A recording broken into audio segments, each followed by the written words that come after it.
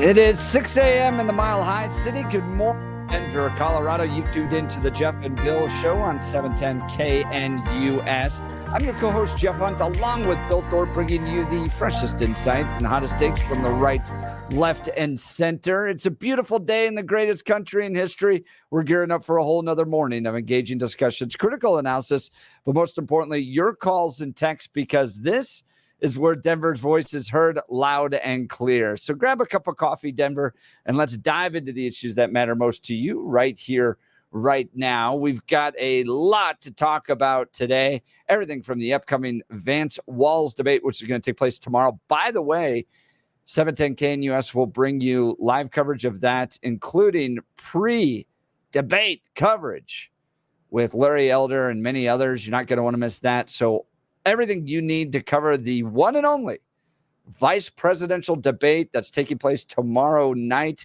You can stay tuned in to 710 KNUS and hear all of that here. But the big news, 9 o'clock hour, Dave Williams is going to join us. That'll be nice. I think only chairman of the Colorado Republican Party at this point, yes, after a court order dismissal. Yeah, based on a comma. As you said, it all came down to a comma as far as, sometimes life ends up that way. Yeah. So Dave will be joining us in the 9 o'clock hour, but a lot to cover, everything from Israel attacks to some interesting ICE numbers coming out about violent criminals. So Trump pushing the numbers, CNN pushing back on the numbers, fact checking. This is a big deal when it comes to the total number of violent criminals that ICE can't really find right now, because some might be in jail, some might not be in jail. And is this an indictment on the state of immigration in America? We'll cover that as well. So lots to talk about today. But first, news and comment with Blake Colson. Good morning, Blake. Hey, good morning, guys. Happy Monday. Great to see you back. Hope you had a great weekend. Got to do some horseback riding yesterday with my wife in Arizona. It was a lot of fun. Wow, in Arizona, huh? Yeah. Went down there that's awesome. For a few days, and Good. It was 108 degrees. Oh, nice. I was going to say, I know it wasn't like 75 unless you're in northern Arizona. Wow. No, in the hot. Valley of the Sun. I remember riding horses in Arizona, and that was one of the worst days of my life. Oh, no. I mean, it was hot. 100 degrees. Yeah, we went early in the morning. Oh, man. Well, good for you. I was on a horse with no name, right? I bet you in the were. desert. I can't wait to hear more about it. That's fun. Awesome. Good morning. 59 and clear in Denver. Expecting a high of 83 today. The 7-10 5-day forecast. Coming up, our top story, a man is dead after an officer-involved shooting in Douglas County Saturday night. Officers responded to a report of a suicidal man at a home along the 12,000 block of Roosevelt in Lone Tree. When officers arrived, they tried to negotiate with him. Instead, he came out of the house with a gun and fired one shot into the air and then pointed the gun at deputies. That's when they fired at the man, striking him. He was transported to an area hospital where he later died. His name hasn't been released. 28-year-old Dakota Lulai was arrested and charged with second-degree murder of his roommate. It occurred last week. An autopsy showed that the victim suffered several injuries, including internal injuries consistent with significant trauma. The victim's name hasn't been released. Police say the circumstances surrounding this murder remain under investigation. A man is dead after a weekend shooting in Aurora. Police say the 20-year-old victim was gunned down around 3:30 on Saturday afternoon along the 1700 block of Boston Street. There's no word on motive or any arrests. The victim's name also has not been released. North Carolina's governor says that help is on the way to people impacted by the catastrophic flooding caused by the remnants of Hurricane Helene. Governor Roy Cooper said that the state's National Guard will be airlifting supplies to counties in Western Carolina. He called the flooding an unprecedented tragedy that requires an unprecedented response. The death toll across multiple states has topped 90. A Colorado task force is on the move once again to help those victims. They first set up in Tennessee Friday and then headed to Florida, and now they're in North Carolina. The 45-member team from across the state arrived last night to focus on Asheville after widespread flooding hit the city. Unlike the presidential debate, the vice presidential candidates' microphones will remain on at all times in their upcoming debate, but there will be no audience for the VP debate. CBS anchor Norah O'Donnell and Face the Nation host Margaret Brennan will moderate, i.e., do whatever they can to make why Vance do look Republicans bad. continue to put up with this? Like they're going to be the moderators? This one kind of frightens me, but Vance is so good. I think he'll be just fine, but you know what they're going to do. It's going to be ridiculous. Fact check, one side only. Yeah, absolutely. And I guess Pete Buttigieg, because he fudges everything, I guess he's helping the other clown, whatever his name is, Tim Walz, and prepping him for this debate. So if anything, it's going to be entertaining, I guess. Yeah. So you can hear it right here on KNUS at 7:00. Are you doing anything? Are you doing anything online? I'll probably do a live stream analysis of it tomorrow night. Gotcha. JeffHunt.com. But yeah, I mean, 710 KNUS prior to that and post will have some great analysis as well. On from paper, national figures. Yeah, absolutely. On paper, Vance should just destroy him. But we know, well, as you said, once again, we're going to CBS. But they're not, I will say, I don't think they're as bad as ABC. But, you know. Yeah, it's all Norah bad. O'Donnell's not impressive to me. And we've talked about it on this show before. Uh-huh. The moment she lost me was when she was doing a 60 Minutes piece on gene therapy, right? And how with embryos, they can now identify genes that are problematic and then eliminate the embryo, kill the baby, essentially.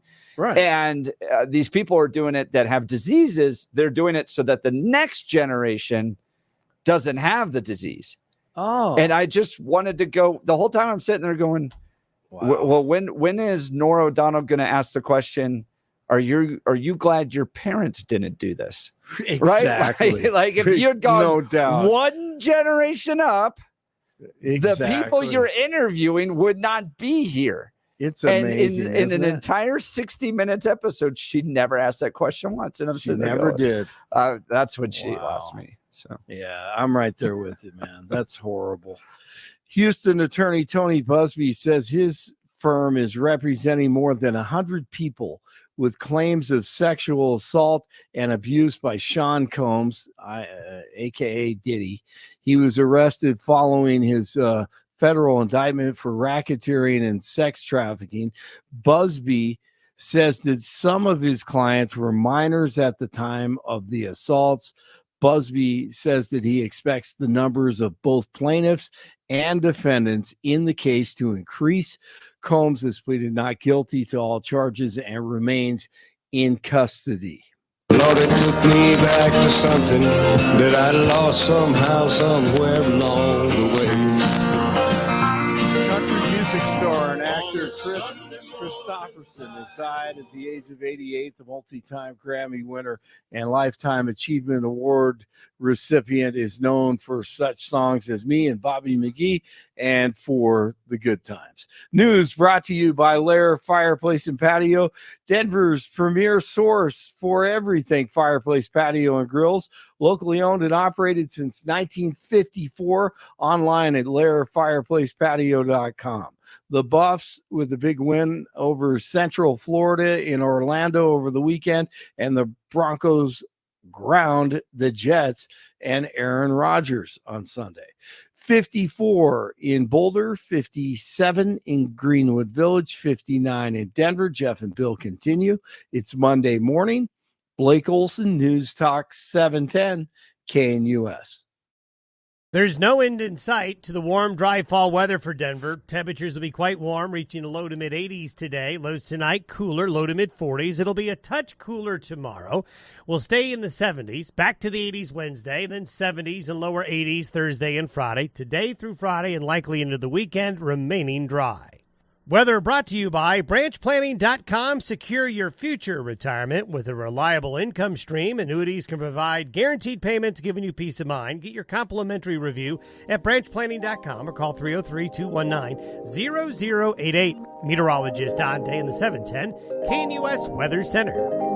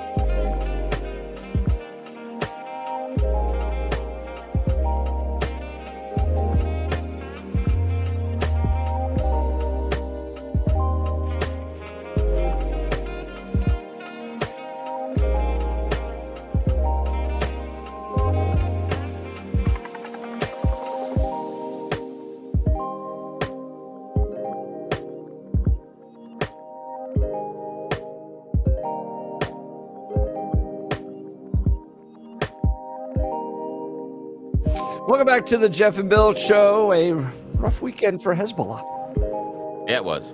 It was good. It was very good to see. It was good to see. Nice. Nasrallah wiped out. Yeah, Hamas lost some people too. So, in leadership, and also an Iranian general who happened to be hanging out with Hezbollah. That's weird.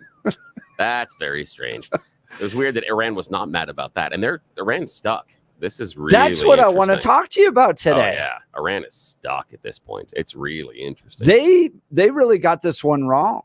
Yeah, they did. Well, Hezbollah got it wrong, is really what happened. Hezbollah thought they had miscalculated. They thought that they had figured out the level of what Israel was willing to respond with, and they figured they could just continue to lob rockets, as they have for several decades, into Israel, and especially Tel Aviv, and there wasn't going to be a response. And they miscalculated, because I believe that Israel figured after what happened last year, that's not cool anymore. They're not going to tolerate it. And they're coming in with the hammer. And they should have learned a lesson with what they were doing inside of Gaza and going after Hamas. Is we can look at how Israel is prosecuting the war.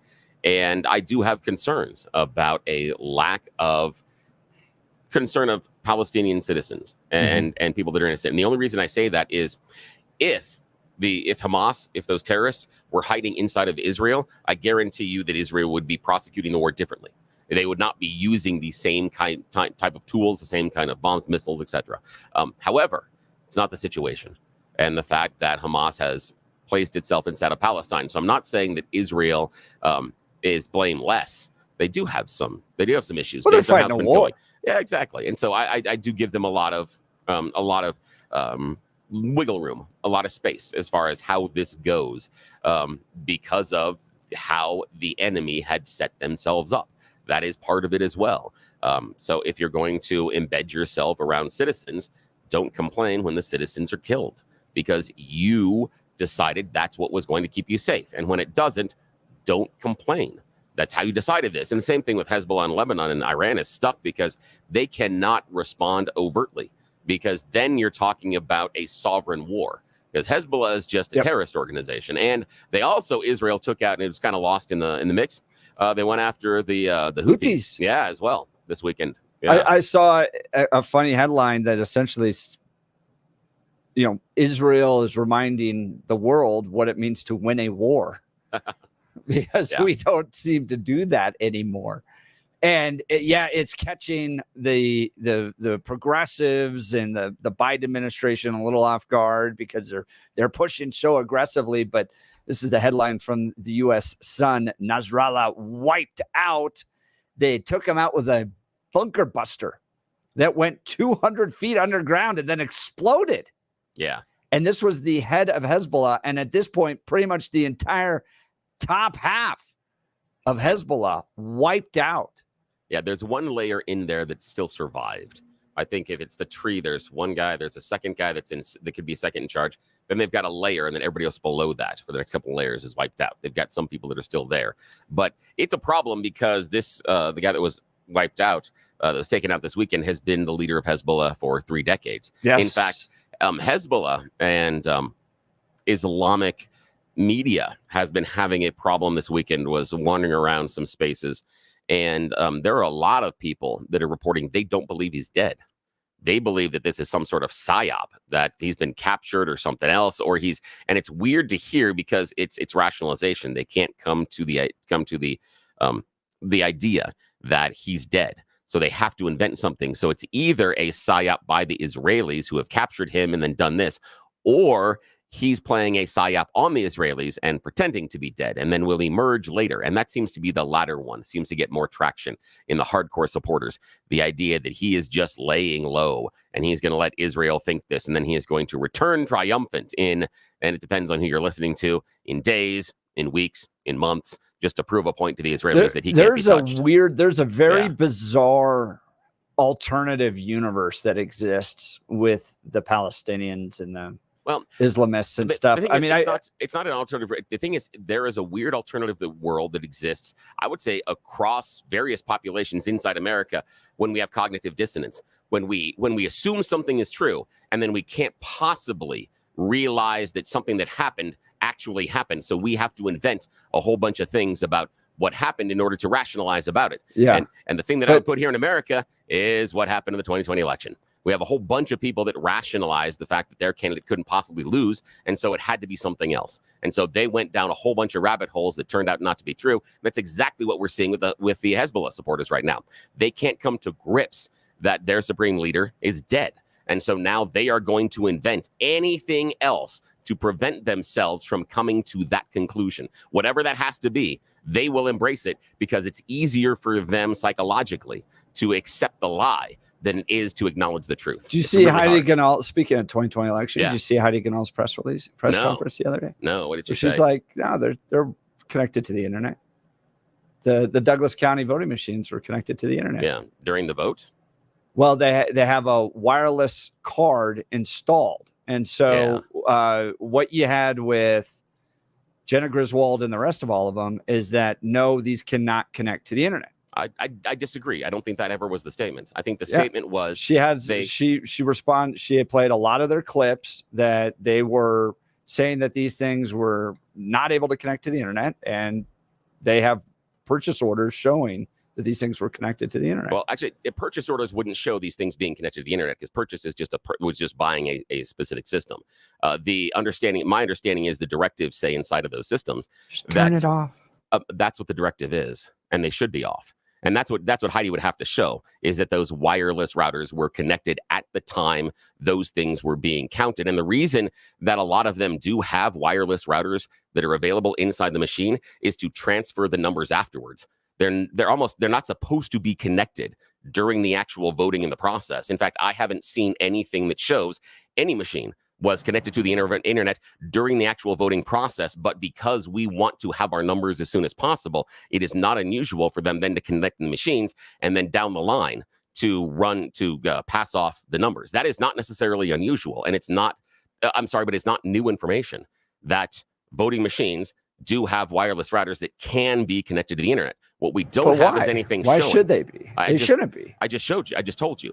But you could download the information off onto a USB and then transmit it. You don't have to do it that way. It is because we want our numbers now, sooner than now. Yeah, give it to me now. It seems like a massive security problem. Well, here is the thing. This is the issue. Like, hang on a sec. We just got to flip them on or off. That's until 2020 we have on these. Yeah, but until 2020, it wasn't considered to be a massive security thing. Nobody made the assumption that these machines were connected to the internet and doing all these funny things until there was a narrative in 2020. The reason it was approved across the country before 2020 was because of the protocols, because people were told you have to turn them off and then you turn them back on. And that was part of why you have Secretary of State and everybody else involved in these things. So we would have to see that these machines were actually connected to the internet. But I would say, and I forgot what state it is, that when we go back to people talking about the evidence and the proof that they have, we do have to remember, and I can't remember the state off the top of my head, that Mike Lindell came out with his proof, absolute proof of the packets of information of stolen vote. And one of the counties that he pointed to is a county in this country. And their machines, hold on. Their machines don't have the capacity to connect to the internet. So this is not here. Here's the clerk and recorder of Colorado. Yeah. They're never connected to the internet.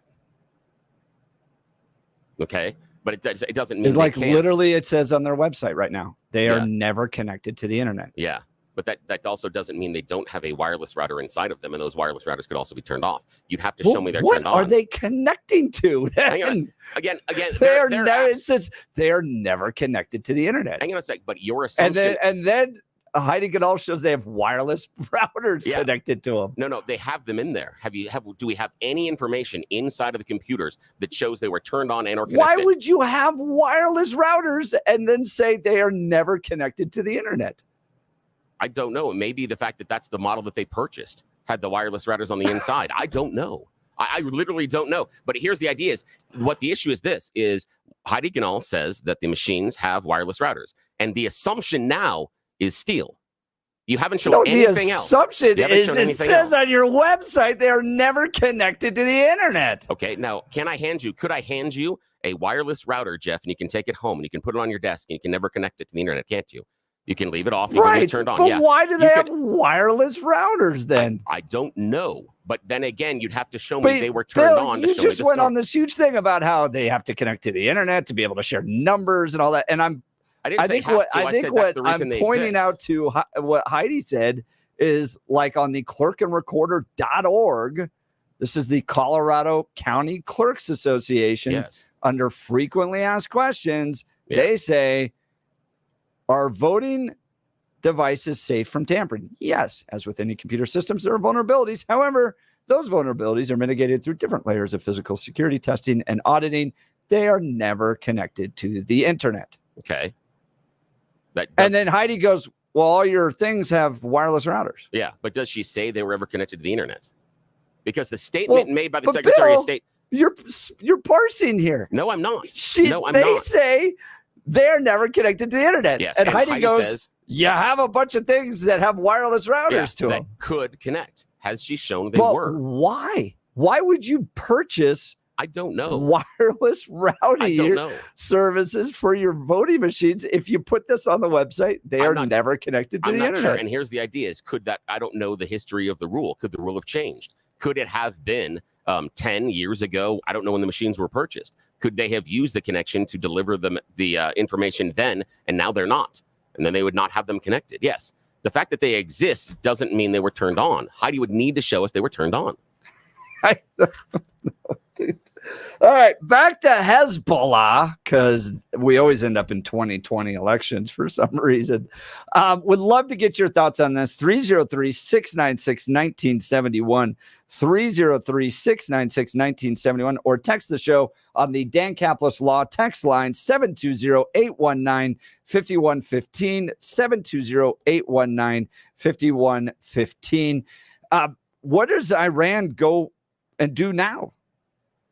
Where do they go at this point? They're trying to negotiate with Western powers in order to get some of the sanctions released up, so they can't just outright attack Israel. And I sure hope to God that doesn't happen, because they've been trying for decades to get nuclear weapons. I don't know what kind of weapons they have.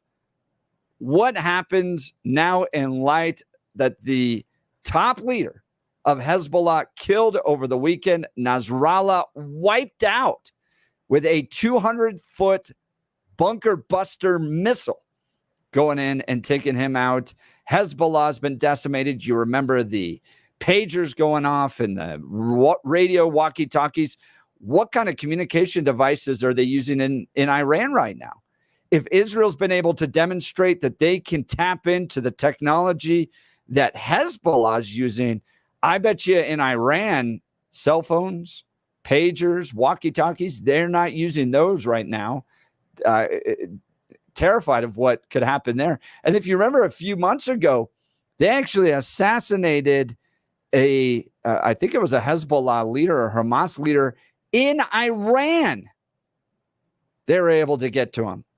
So what does Iran do at this point?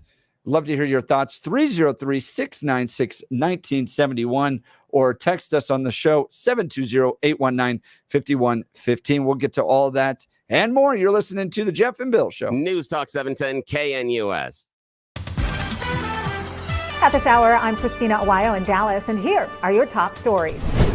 An electric vehicle that was in a garage that was flooded by Hurricane Helene caught fire and exploded. This video released by Pinellas County, who's warning people that this is not an isolated incident, and if they evacuated their home before the hurricane and left an electric vehicle or golf cart in their garage or under a building, to let them know immediately. According to the county, authorities have responded to numerous reports of fires after the storm surge from the Gulf exposed the lithium-ion batteries to salt water, causing the highly combustible batteries to explode, destroying cars and houses. The Tampa Bay mayor warned that multiple cars and even scooters have exploded in the days since landfall. Helene is not the first hurricane where an increase in EV-related fires has happened. In fact, numerous incidents were reported during Hurricanes Idalia and Ian. With great sadness, the Texas Department of Public Safety has announced the death of a highway patrol trooper that was killed following a traffic crash in Texas. 25-year-old trooper Kevin Alexis Ramirez Vasquez was investigating a traffic crash on September 17th when he was hit by another vehicle. Vasquez was seriously injured and taken to a hospital in Odessa. He was then airlifted to a Lubbock area hospital where he died on September 28th.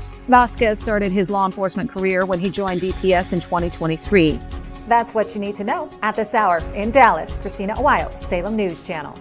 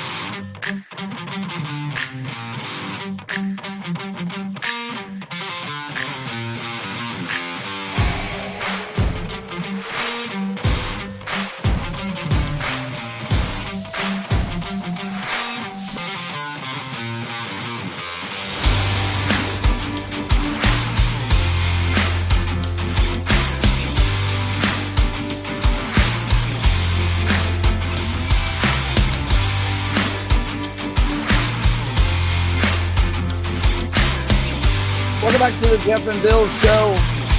Started by talking about Hezbollah and Hamas, and of course it ended back in the 2020 elections.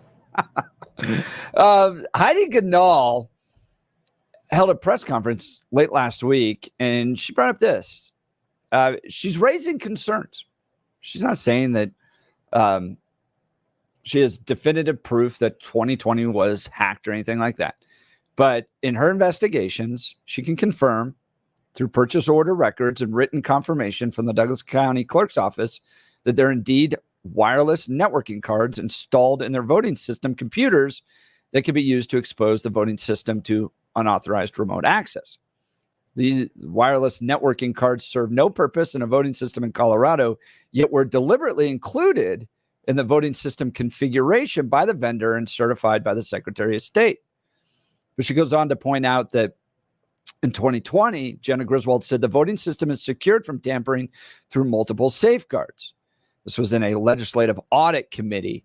Voting systems are never connected to and cannot be accessed through the internet because Wi-Fi and Bluetooth capabilities are stripped from the unit before use, and all other connective technology is disabled by the trusted build. She then points out that in places like Boulder, they just take a USB, they connect it, pull down the voting data, go to a separate computer, and then transmit the results to the state that way. And all she's asking for is that the state legislature step in and just require and confirm removal of wireless remote access hardware and software, or to decertify the voting systems which incorporate it. So that's all she's pointing out. She wants these things to be secure. Okay. Again, doesn't disagree with anything I said. We have no indication that they were connected. But that was the aspersion when we led with the conversation was, oh my God, they're connected. This has got to be stolen. That was kind of the idea. That was the conclusion that was given at the point. By you, when you started out with this. Oh my gosh, these things are connected. Why are they possibly connected? No, they aren't. I said that they have these wireless. No, you said they were connected. You used the word connected. And that's the issue, is they weren't connected. But how do you know they weren't connected? We don't have anything inside of the computer run when they do the trusted build and when they do the and they have to do an audit beforehand. And part of that, my understanding is part of that includes whether or not those things are on or off. And the other question, why do we have them? Why are we installing these things? The other question would be, are the rooms in which these voting machines are held, are they near, or can you access Wi-Fi near them? Because they are in a room that is monitored almost 24 hours a day. Why do they have these? Again, the vendor included them. Heidi Ganahl herself said the vendor included them. I don't know why the vendor included them, but Why weren't they stripped? We don't know if they were or they weren't. All we know is that Heidi has a purchase order. We have nothing in a chain of custody or chain of command afterwards. But why wouldn't you ask questions? Why is this thing being so radically dismissed? I don't know. It's not radically dismissed. I understand the question. I'm not sure that it's necessarily the legislators. All she has asked for is that the General Assembly require and confirm removal of wireless remote access hardware, software, or decertify voting systems which incorporate it. Yeah, for me, I don't. Oh my God, the conspiracy theories. No, hang on a sec. I'm not certain it's necessarily the legislature's purview, because if you had someone want to take care of things, no, I would guess that it would be the organization of secretaries of state and the county clerk's organization that would be able to verify this a hell of a lot quicker than letting anybody under the gold dome try to do anything. So that's where I would look. I would look at the County Clerks Association and Matt Crane and those people, because they probably would have more on the ground ability to figure that out quicker. And so again, I'm not saying, oh my God, but the issue is when we started with this, oh my God, they're connected to the internet. Conspiracy theory now was confirmed. And now it confirmed that, obviously it was stolen. I never said that the election was stolen. But that's where this was No, going. it wasn't. Yes, it was. Gosh, these machines are connected to the internet. You came up with this whole thing about, this is why they connect to the internet, because they need to transmit the numbers. Yes, that is the reason. And no, it is not. They don't connect to the internet. Wait. The clerk and recorder say they are never connected to the internet. No, You're just wrong about that. No, let's review. That is why some of the machines have been able to connect with the internet. Yes, I'm not talking necessarily about Colorado machines. I'm talking about the machines in general. That is why some of them have been equipped with the ability to connect to the internet. And there are some locations around our country that turn the access on and off based on the voting. After the voting is done and counted, they then turn the machine on in order to transfer the final numbers. That has happened in the past. And the only reason I'm acknowledging that is because if I say they're never connected to the internet, someone's going to call up and go, you know what? This county here in Idaho transmitted their numbers through the internet. Yeah, but it was after the vote was taken and certified. That's it. It's okay. That does happen sometimes. I'm not saying it can't ever happen.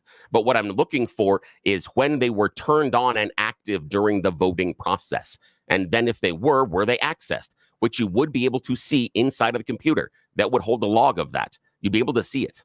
And that's why it shouldn't be that hard to find this out. But I'm not saying our legislature is the best people to figure that out. You think you want the Democrats figuring this out at all? I have very, very little confidence in our legislature being able to figure this out. You go to Matt Crane, you go to the people that are county clerks. Those are the people that would know this on the ground because they're the ones that would have to deal with the machines. They're the people that would have to look at this as to whether or not it's turned on and whether or not they're connected to the internet. That would be that group. It wouldn't be Jenna Griswold. It wouldn't be any of our Colorado legislatures. None of them. None of them would have that ability. It's amazing to me how sensitive the other side is to just even questioning. Like Heidi Ganahl brings us up. She went and actually looked and says through purchase order records and written confirmation, the Douglas County Clerk's Office proves there is indeed wireless networking cards installed in their voting system computers that could be used to expose the voting system to unauthorized remote access. So she goes and says, look, we have these things purchased. You, county clerks, say they are never connected to the internet. And you said that they should be, Secretary of State said voting systems are never connected to the internet, cannot be accessed through the internet because Wi-Fi and Bluetooth capabilities are stripped from the unit before use. And everybody ignores it and says that it's a conspiracy.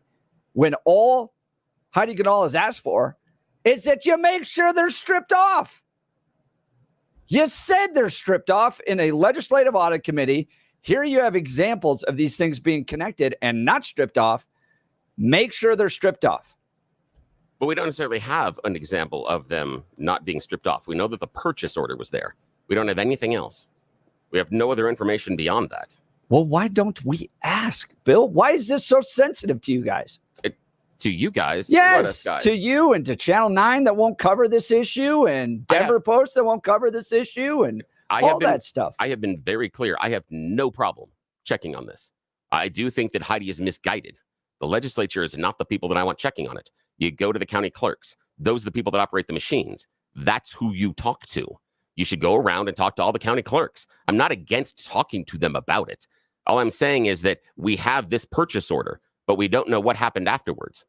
Okay, fine. Ask the questions. Right. But don't come to the conclusion. Who's come to the conclusion? You asked why they were connected to the internet. Why do they have these Wi-Fi enabled connection things? I know, but I never said that they were connected to the internet. You started out in this conversation saying they were connected, and they weren't. We don't know if they were at all. That's the issue. I don't remember saying that they were directly connected to the internet. But okay, so drop it, Bill. They said these things can't connect to the internet. They are never connected to the internet, They never.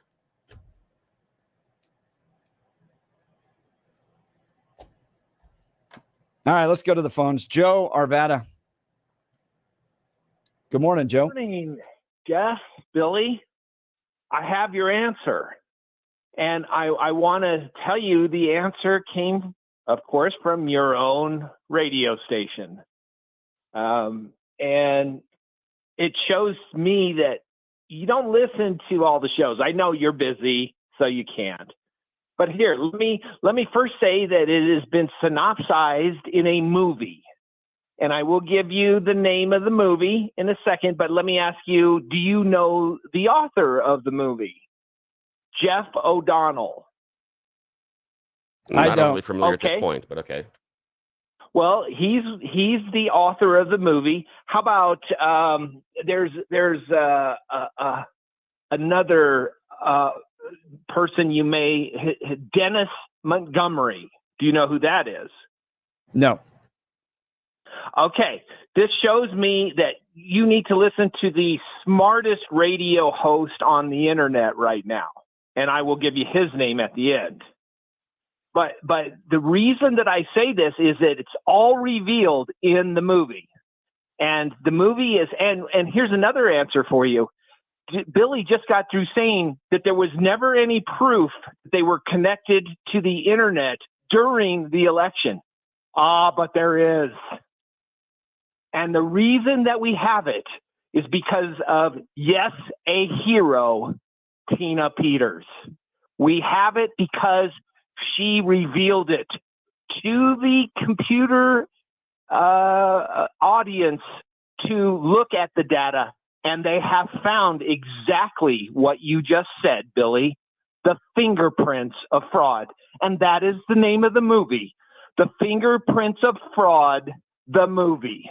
And it also answers another question, how to prevent it in 2024. Yeah, I mean, Joe, I agree with you in this sense that, if these things have wireless capabilities, why not require them to be stripped? That's what Jenna Griswold said she does. Voting systems are never connected to the internet, cannot be accessed through the internet because of Wi-Fi and Bluetooth capabilities are stripped from the unit before use, and all other connective technology is disabled. Well, so then make sure they're stripped from the unit. Joe, just make sure that I'm following you on this one. You're saying that Tina Peters is saying that her own machines were connected to the internet. She found that. Wait That's a second. what it was. Fingerprints of one fraud. thing I want to say right now is that Jenna Griswold and Matt Crane being asked to see if there's anything going on with these is like asking the bank robbers if you had any bank robbing material in your possession. Really? Now, let's go back to the question. So Tina Peters is saying that her machines were connected to the internet during the voting. Is that what you were saying based on the Fingerprints of Fraud movie? All you have to do is go and watch a movie, and you'll see everything you need to know. Why is it so hard, Joe, for you to answer that direct question? Okay, I'll answer. I haven't seen it, Joe. If you want me to go watch the movie, and then okay, fine, wait, thanks. Okay, don't answer. Okay, don't want to answer. Don't answer, Joe. That's it. I'm done. I'm trying to have the conversation with you about the movie that you came in and said was the proof, and I asked you about the movie. You said the proof, and then you said you're not going to answer. Okay, I'm done with that. Then there's no reason you shouldn't have called up and talked about the movie. All right, we'll get to You Choose the News next. You're listening to the Jeff and Bill Show. Denver's talk leader, News Talk 710 KNUS. What if this sound actually made you smile, giving you a chance to win gas and groceries for a year? It's the $13,000 gas and grocery giveaway. The grand prize winner gets $10,000 in gas and grocery gift cards. 2 first prize winners get $1,000 in gift cards. And 2 second prize winners get $500 in gift cards. Presented by Branch Planning. Secure your future retirement with a reliable income stream. Get your complimentary review at branchplanning.com or call 303-219-0088. The $13,000 gas and groceries giveaway. Enter today at 710knus.com.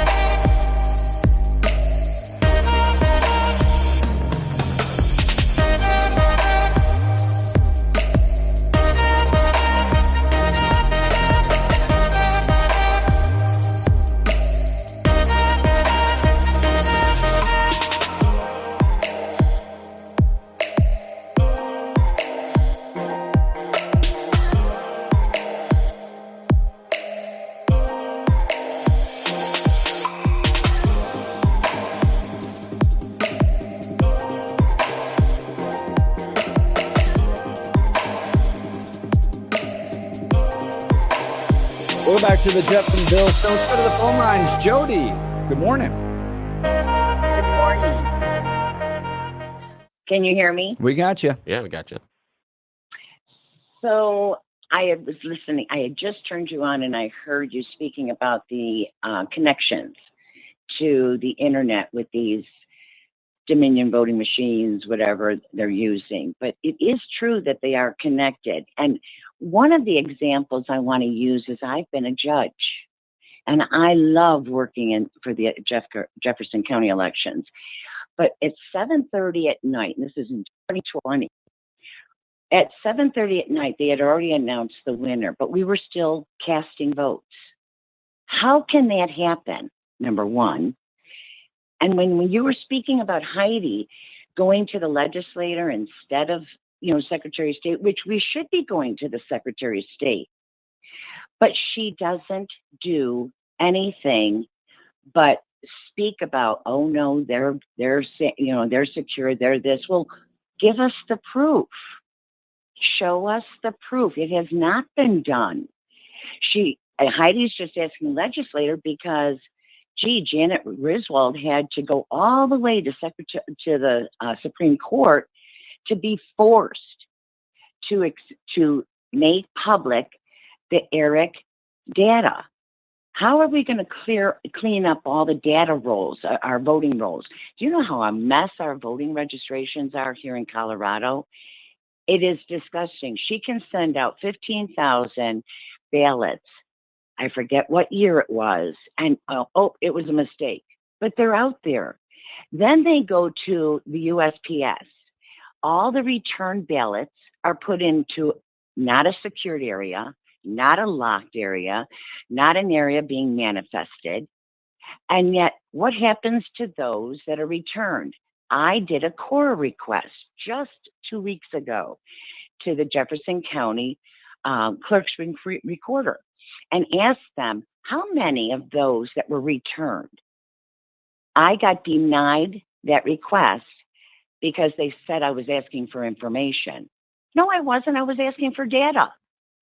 They try to put us off and put us off and put us off in trying to get transparency. Let's all fix the problem together. But we're not. And when you talk about Tina Peters, oh my. The woman was trying to do her job and went to the Secretary of State and to the tech support that denied her request. Why did she do it? Not because of 2020. She did it because of a local election in 2021. She wasn't after any of this conspiracy theory stuff. Jody, I'm gonna have to stop you there. No, she did that stuff in 2020. It wasn't because of a local election in 2021. She did that in 2020. That's when that stuff happened. I'm gonna have to stop you there. That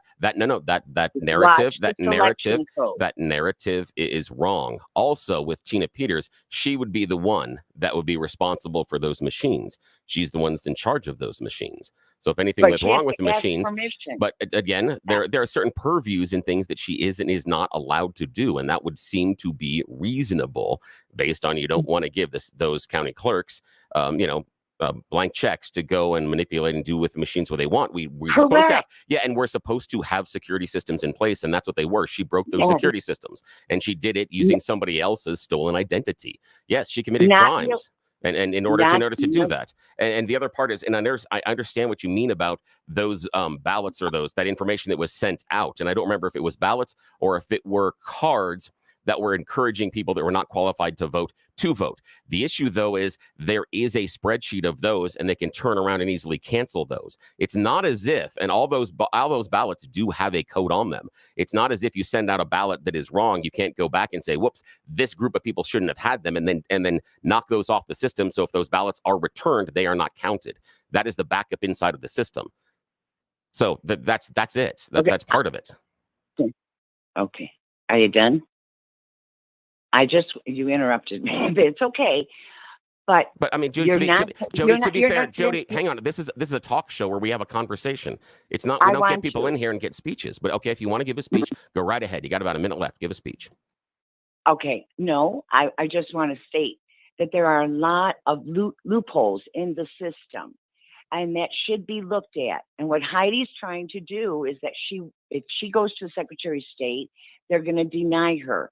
You have to go through legislation to be able to get an order to do so, just like they did at the Supreme Court and what happened to Eric. You have to do that in order to get the support for Janet Griswold to do these things for us. It's not that she's doing it wrong. You can go to Secretary of State, but just like I did a core request, but you get suppressed every time, and it takes time and time. So hopefully our legislator, and I think Democrats... Jody, I appreciate the call. We're just out of time. We'll continue with the Jeff and Bill Show. This is Denver's Talk Leader, News Talk 710 KNUS.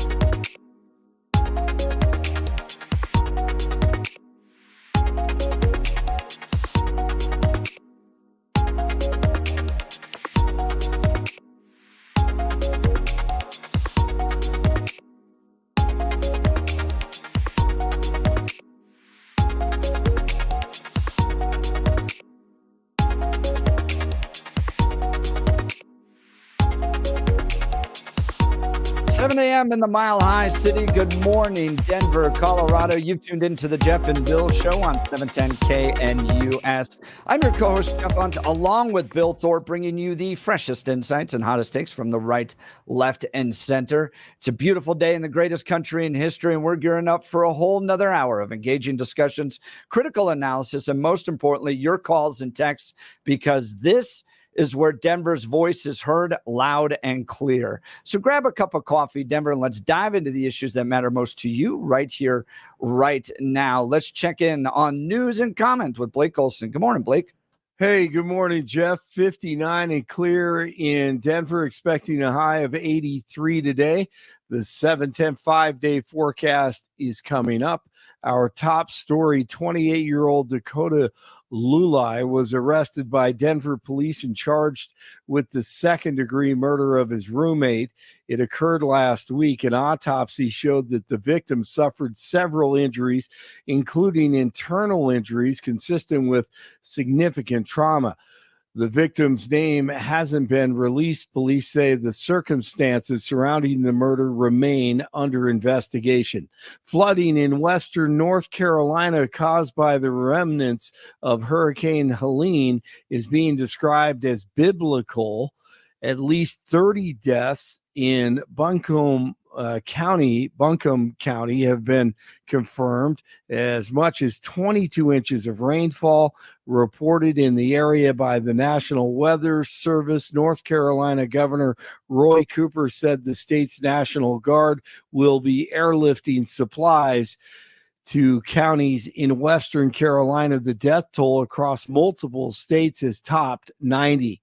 A Colorado task force is on the move to help those victims. They first set up in Tennessee on Friday, and then they headed to Florida, and now they're in North Carolina. The 45-member team from across the state arrived last night to focus on Asheville after widespread flooding hit the city. Arraignment for the man suspected of plotting to assassinate former President Trump at his golf course is expected today. A Secret Service agent reportedly spotted 58-year-old Ryan Ruth hiding in the bushes with a rifle at Trump International. I'm losing my voice. Hold on. Wow. Excuse me. That happened in West Palm Beach. The real story is the layers of incompetence by Secret Service and if it's being allowed to occur, just like what we saw in Butler, PA. All right. Let's see. Someone who had a great voice, unlike myself right now. Teaching me that yesterday was something that I never thought of trying. Country music star and actor Chris Christopherson has died at the age of 88. The multi-time Grammy Award winner and Lifetime Achievement Award recipient is known for songs such as Me and Bobby McGee and For the Good Times.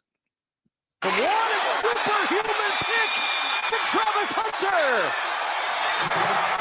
Put the cape on him already.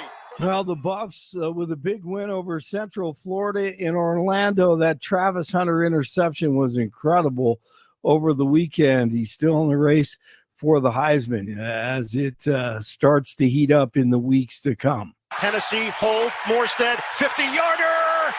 No good! 10-9, the final. The Broncos outlast the New York Jets. They ground Aaron Rodgers and the Jets on a rainy afternoon in Jersey. 54 in Superior, 57 in Englewood, 59 in Denver. Jeff and Billy continue Monday morning. Blake Olson, News Talk 710 KNUS. There's no end in sight to the warm, dry fall weather for Denver. Temperatures will be quite warm, reaching a low to mid-80s today. Lows tonight, cooler, low to mid-40s. It'll be a touch cooler tomorrow. We'll stay in the 70s, back to the 80s Wednesday, then 70s and lower 80s Thursday and Friday. Today through Friday and likely into the weekend, remaining dry. Weather brought to you by branchplanning.com. Secure your future retirement with a reliable income stream. Annuities can provide guaranteed payments, giving you peace of mind. Get your complimentary review at branchplanning.com or call 303-219-0088. Meteorologist Don Day in the 710 KNUS Weather Center.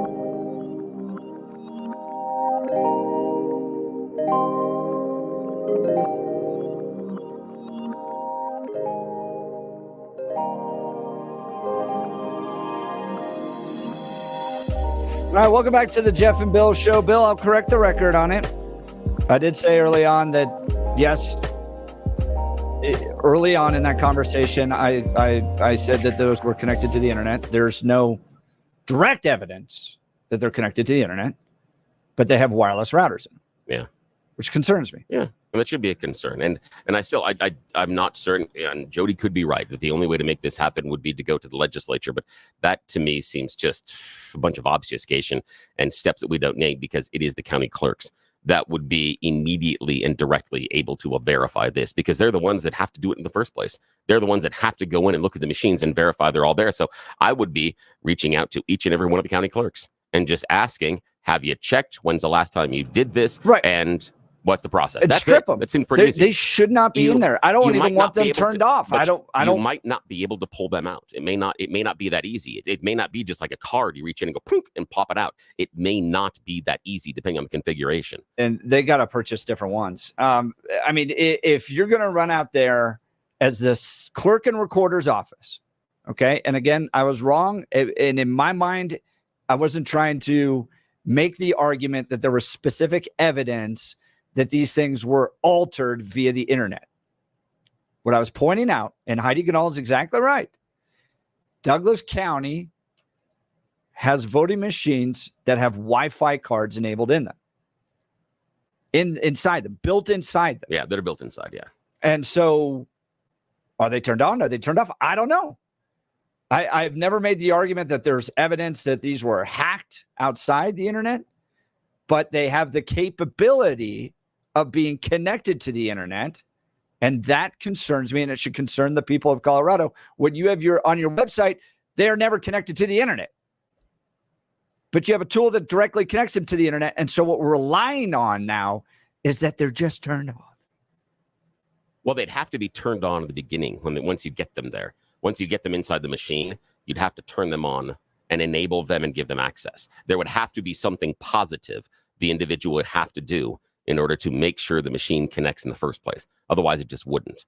So you'd have to do that step first. But again, I'm not saying nobody did that step. I'm not saying there's no way someone involved in a county clerk's office could have made a mistake and accidentally gone click and said, yes, it can connect to the internet. And I don't know if it was then taken off. But that would, again, be something you can pull inside of the history of the machine.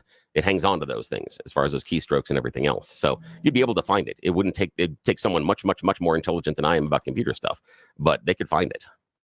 Let's go back to the phone lines. Brian Arvada, good morning. You're on the Jeff and Bill Show, News Talk 710 KNUS. Morning. Hey, this is an important topic. Obviously, the integrity of our elections are the biggest thing we have that separates us from most countries. But the integrity is compromised. And Jenna Griswold, I remember in 2020, she came out and said that there was not even Bluetooth capabilities. They were stripped from these machines. Now the story is, oh, they were disabled.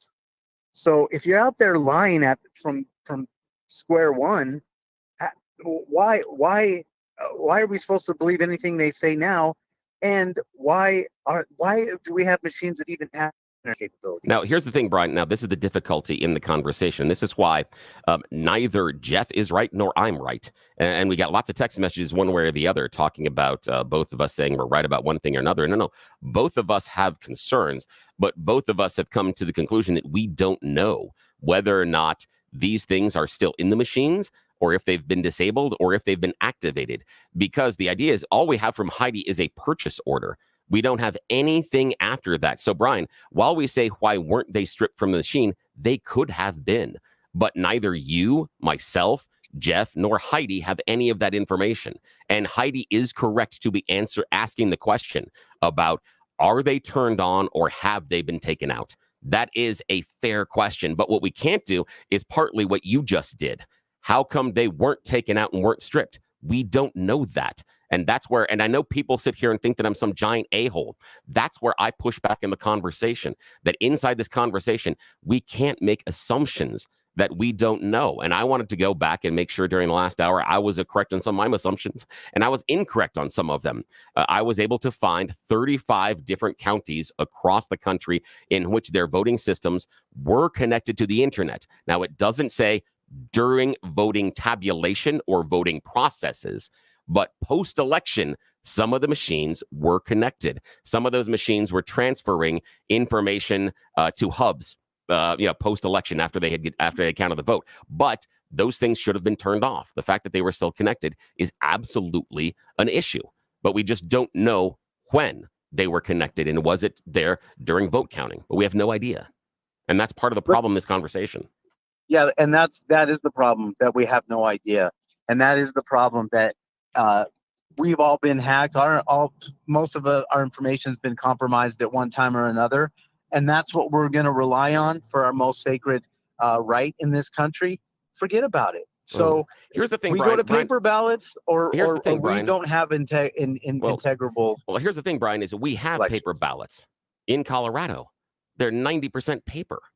Unless you go to a polling place and vote electronically, even then it does create a paper copy. So the idea that we go to paper ballots, and everybody yells about mail-in balloting, but paper ballots are mail-in ballots. So the idea of going back to paper doesn't necessarily get you to the solution that you want. That are counted by a machine. Counting. Yeah, but counting Brian, the here's the thing. ballots. Here's the issue, though, Brian. That's the problem. But counting by hand has been shown scientifically to be the least accurate, and the one that is full of the most problems is counting by humans.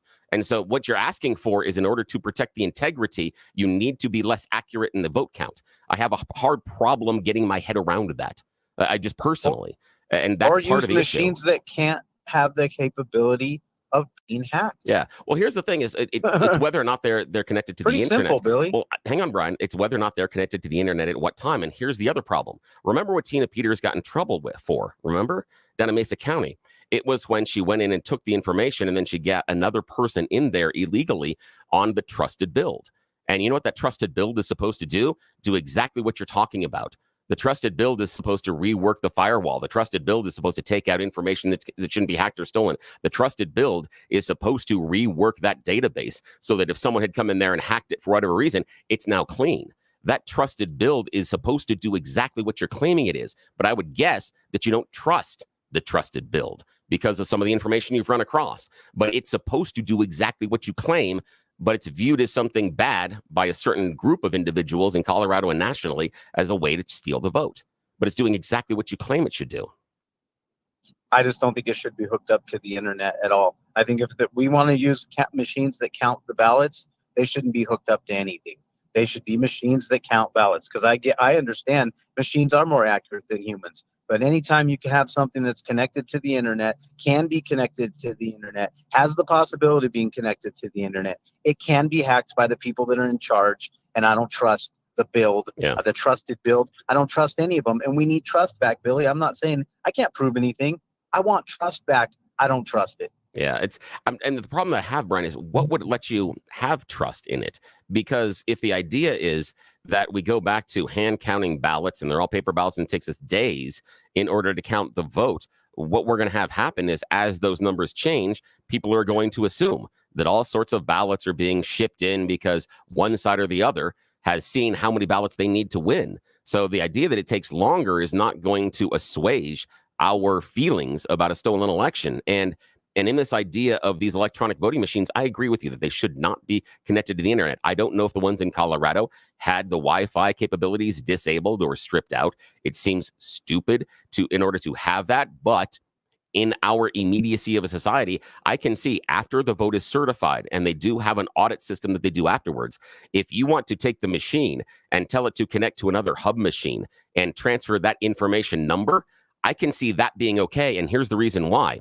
If you and I are standing there at that machine right after the vote, Brian, we can look at the number that is on that machine, and we can then transfer it to the hub, and we can verify with the hub if they got the same number.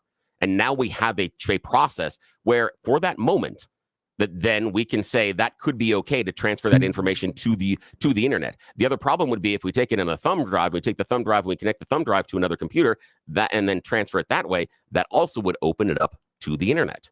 So we wouldn't necessarily solve that particular problem. And I think that's why we have to ask these questions and have the conversation. All right, Brian, appreciate the call. Here's Heidi's request for the next 40 days, because she says she wants Colorado to have trustworthy elections and be the real gold standard. Number one, demand election officials remove all remote access capabilities, both hardware and software, from voting equipment immediately. Remote access capabilities. Okay. Number two, advise canvassing board members of the responsibility and authority to review any and all records, including registration, voting history, signature records, signature verification, and voting machines audit trail before they swear under oath that they believe election results to be true and accurate. Three, insist postmasters and county clerks carefully account for undeliverable ballots and expect an audit of those reports, as well as all informed visibility, mail tracking, and reporting records for ballots. Four, monitor actions by the Secretary of State and Attorney General which threaten and attempt to suppress the exercise of First Amendment rights by our citizens. To monitor ballot drop boxes, an action which our government should already be undertaking, and without which it is a derelict of its duty to ensure the purity of our elections. She points out that like the cameras are really bad. Oftentimes they're not even pointed in the right direction. And then finally, if our election officials are going to assert that the Dropbox video is a safeguard, then our county commissioners and legislature should require that all Dropbox video is reviewed every election to ensure no violations of law or citizens' rights have taken place. Yeah, for me, I mean, 2 and 4 are somewhat meaningless per se, but she's got some good points in the other ones.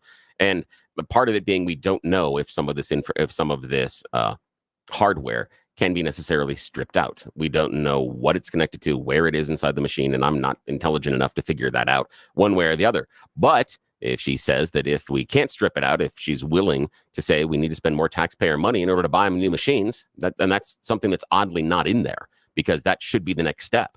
That if it can't be done, then we need to allocate taxpayer money in order to buy the new machines. And we have to absorb that cost and say that's okay, that we are going to go ahead and have that done. That's fine. But yeah, we should be checking to make sure, and it should be the county clerks going in and making sure that they are not connected and haven't been connected and the stuff has been disabled. Yeah, that seems completely and totally fair and legitimate. Look, if you're like me, you know that living in Colorado means dealing with unpredictable weather, hail, snow, heavy winds, you name it, we've got it. That's why you need a roofing company you can trust, and that's Colorado's Best Roofing. They're local, family-owned, and have served the Denver area for over 12 years. They understand our unique climate and know how to build a roof that lasts. Whether you need a repair after a storm or a whole new roof, Colorado's Best Roofing has got you covered. And here's what I really love. They offer a free, no-obligation inspection. They'll come out, take a look, and give you an honest assessment. No pressure, no gimmicks, just straight talks from the pros. Plus, they work with your insurance company to make sure you get the coverage you deserve. So don't wait until the next big storm hits. Give Colorado's Best Roofing a call today at 303-797-7663 or visit them at roofingcolorado.com. That's 303-797-7663 or roofingcolorado.com. Trust the best. Colorado's Best Roofing. Will continue with the Jeff and Bill Show. This is Denver's Talk Leader, News Talk 710 KNUS. At this hour, I'm Christina Aguayo in Dallas, and here are your top stories.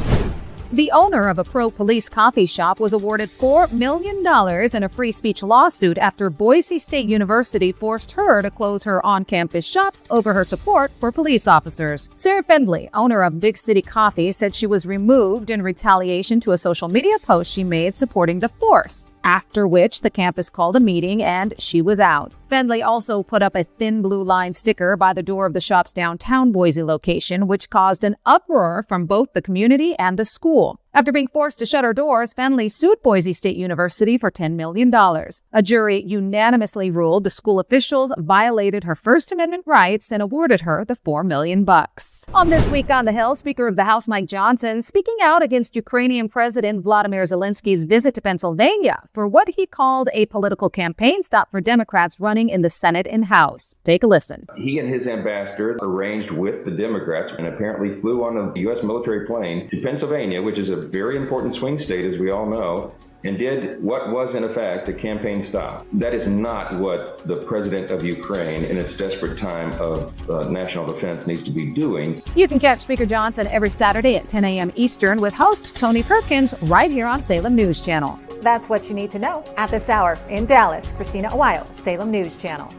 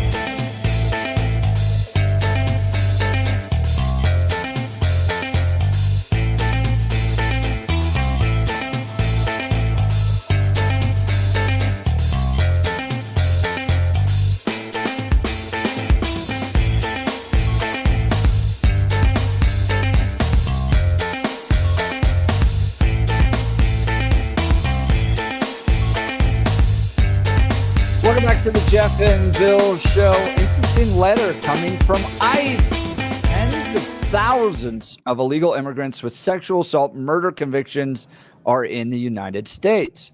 Tens of thousands of illegal immigrants with sex offenses and homicide convictions could be loose on the streets, according to the Immigration and Customs Enforcement data provided to lawmakers this week. The agency provided data to Representative Tony Gonzalez about national data for illegal immigrants with criminal charges or convictions. The data as of July 2024 is broken down by those in detention and those who are not in detention, known as the non-detained docket.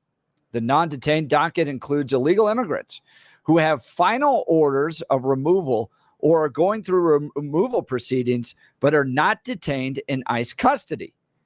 There are currently more than 7 million people on the docket. That data says that among those not in detention, there are 425,431 convicted criminals and 222,141 with pending criminal charges. Those include 62,231 convicted of assault, 14,301 convicted of burglary, 56,533 with drug convictions, and 13,099 convicted of homicide. An additional 2,521 have kidnapping convictions, and 15,811 have sexual assault convictions. There are an additional 1,845 with pending homicide charges, 42,915 with assault charges, 3,266 with burglary charges, and 4,250 with assault charges. As of July 21st, 2024, there were 662,566 non-citizens with criminal histories on ICE's national docket, 13,000 criminally convicted murderers. Gonzalez said in a statement, Americans deserve to be safe in our own communities. Now, over the weekend, President Trump got it wrong that this all happened under Harris's administration. It didn't. This is the total cumulative amount of criminals in the United States throughout essentially those that are currently living that they think, I think over the last 25 years or something like that. But even in the fact check from CNN, what got me was these are people that the other countries don't want back. And so the United States just has to release them. That's the current thing we have set up in our country right now. So if you get convicted of kidnapping, do your time, the other country doesn't want you back, they're being, quote, uncooperative with the U.S. on immigration and won't take them back. They must be released in the United States. That's crazy to me. And I don't know what the solution is. I don't know if we put them on an island somewhere. But the fact that you have that many, hundreds of thousands of people that have criminal convictions, and we just go, well, we'll let you go. 662,000. That's crazy. I'd love to hear from you all. 303-696-1971. 303-696-1971, or text us on the Dan Caplis Law text line, 720-819-5115, 720-819-5115. What did you think of those numbers, Bill? Oh, they're way too high. They're shocking. But again, it comes back to it's and this is my complaint. It's going to be a long list of complaints from me this morning. This is great for Monday. We don't really want to fix our immigration system and haven't wanted to for decades because both political parties use it as a cudgel in different ways in order to bash the others. There is, because of where we are in our politics, there's no motivation to fix it because there's more hay to be made with it being broken and then accusing your opponents. of all sorts of other things. Now, I did inside the numbers. I read that there's a majority, not a majority, but there's a large number of them that are still in prison, either state or federal prison. They wouldn't be held under ICE detention, so it's not as if they have a whole bunch of murderers that have been accused of murder, wandering around. Yeah, that's not like they didn't go, well, you've been convicted of murder. We can't send you to El Salvador. Good luck. Here's a bus pass. They still serve time inside of America, and people would do that. And that is part of the problem is you would say that after you serve your sentence, isn't that paying back society? Isn't your debt paid? Now, whether or not you're here legally or illegally, if your home country doesn't take you back, what then is the process? I mean, again, you don't necessarily throw them out on an island. And the problem being this is that once they finish their prison sentence, that should be debt paid. I'm not saying I'm comfortable with it, but that's where I think societal wise, we need to talk about that as well. So there's no requirement. By the way, the idea of putting them on an island worked for England. They did that with Australia. Put them on ships and sent them over to Australia. There's no requirement that they have to pay their debt to society. So it is an average cost to the American taxpayer of $40,000 a year to imprison somebody. So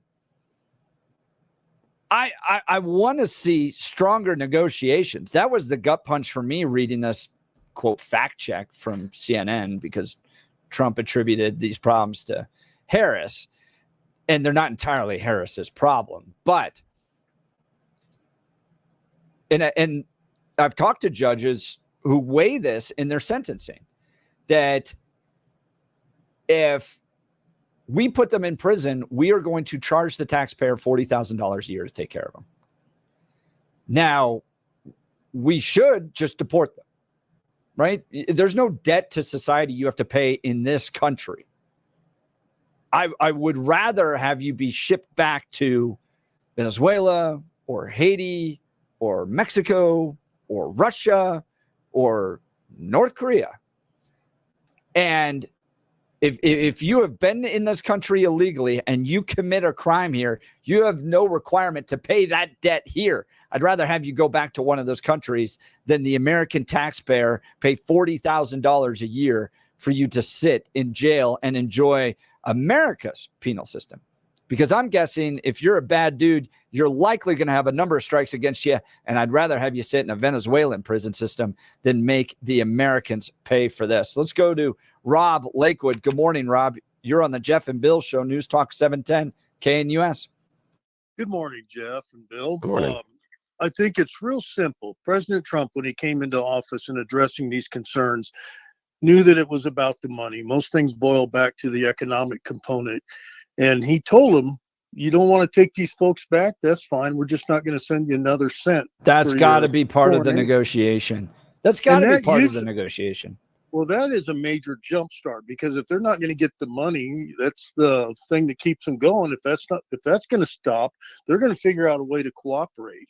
And like he did with the border, with having Mexico put troops on the border, I think it was somewhere around 20,000, the last I'd heard. Then, you know, if you're not going to cooperate and assist us in the problem, then we're just going to shut off the economic tap. And that seems to get their attention and be one of the major components to help us resolve the issue. Yeah, I mean, think about what finally got some of these blue states to address illegal immigration issues when you just put them on buses from Texas and drop them in Manhattan, outside the vice president's house, in Martha's Vineyard, in Chicago. Right. Frankly, I think the president should just drop them off in some of these countries. If they are committing crimes in our country, there's no responsibility for us to continue to house them here, to put them in our prisons, to then release them. Oh, only because the other country doesn't want to take them anymore. So we've got to assume that burden.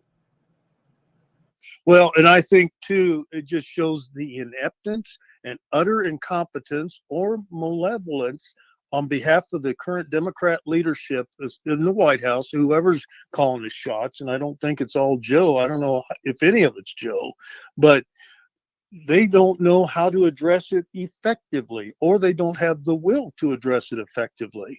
And that's why it's very clear the difference between President Trump and somebody like Kamala Harris who wants us to get the vibes and run on emotions, which doesn't seem to work very well when you're facing down a murderer. See, I'm running on good vibes and want to have joy towards you.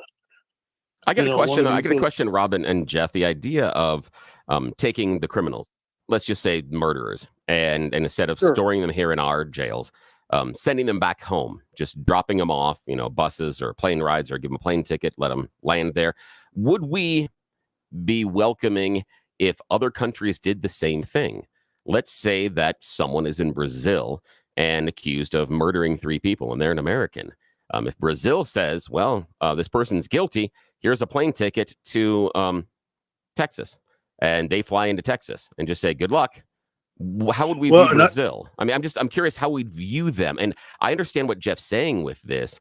I have a hard time ethically with saying, here's a murderer and we need to, or someone that has done rape or some sort of violent crime, someone that has committed violent robberies.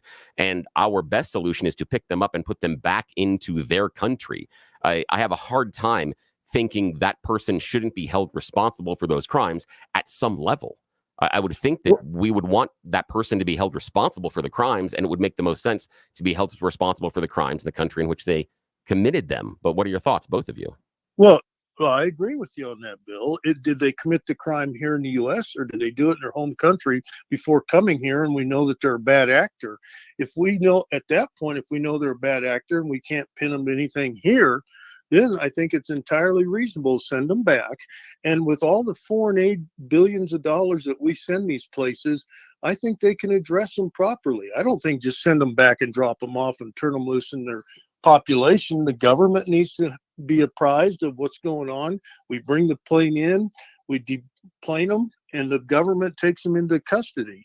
Now, if it's an American citizen in Brazil that did that type of thing, without a doubt, if they're a bad actor and they did it in our country, we should get them back and definitely send them somewhere like Texas, where there's a higher probability that their existence is going to be shorter than it would have been in Colorado. Yeah. However, but here's so these folks tend to be serial criminals. I would okay. Sure. So you're in America. If you cross the border illegally, keep your head down, pay your taxes, you're probably going to stay here the rest of your life.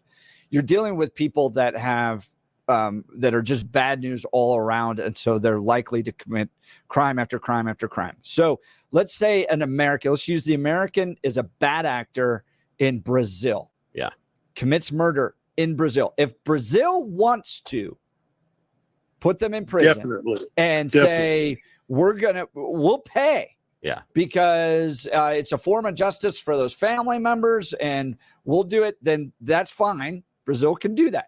If Brazil goes, this dude, it's bad news, we don't want him here, we put him on a plane and he walks off, on the tarmac in Atlanta, well, then I think it's America's responsibility to very closely watch him.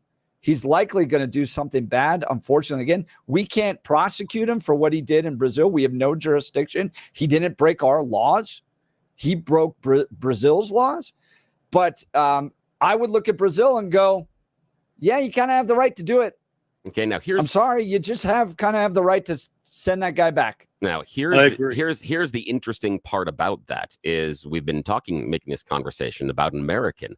What if it is someone that has committed a crime that is a Venezuelan, an Argentinian, Mexican, and they then come up here to escape murder charges, larceny charges. They have no right to be here. Violent crime. But what do we do? I understand they have no right to be here. I'm not saying that you can put them in jail in America for the crime they committed in Venezuela, but we sure as hell as a national sovereign country can go, you seem to have a bad track record, buddy boy.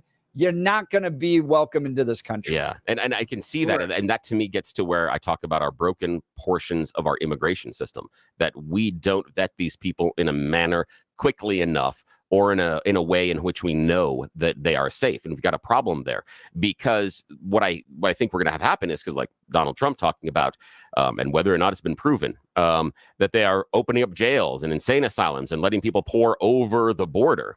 Well, technically, even though they shouldn't be in the country and they break that law until they commit another crime, we can't arrest them per se.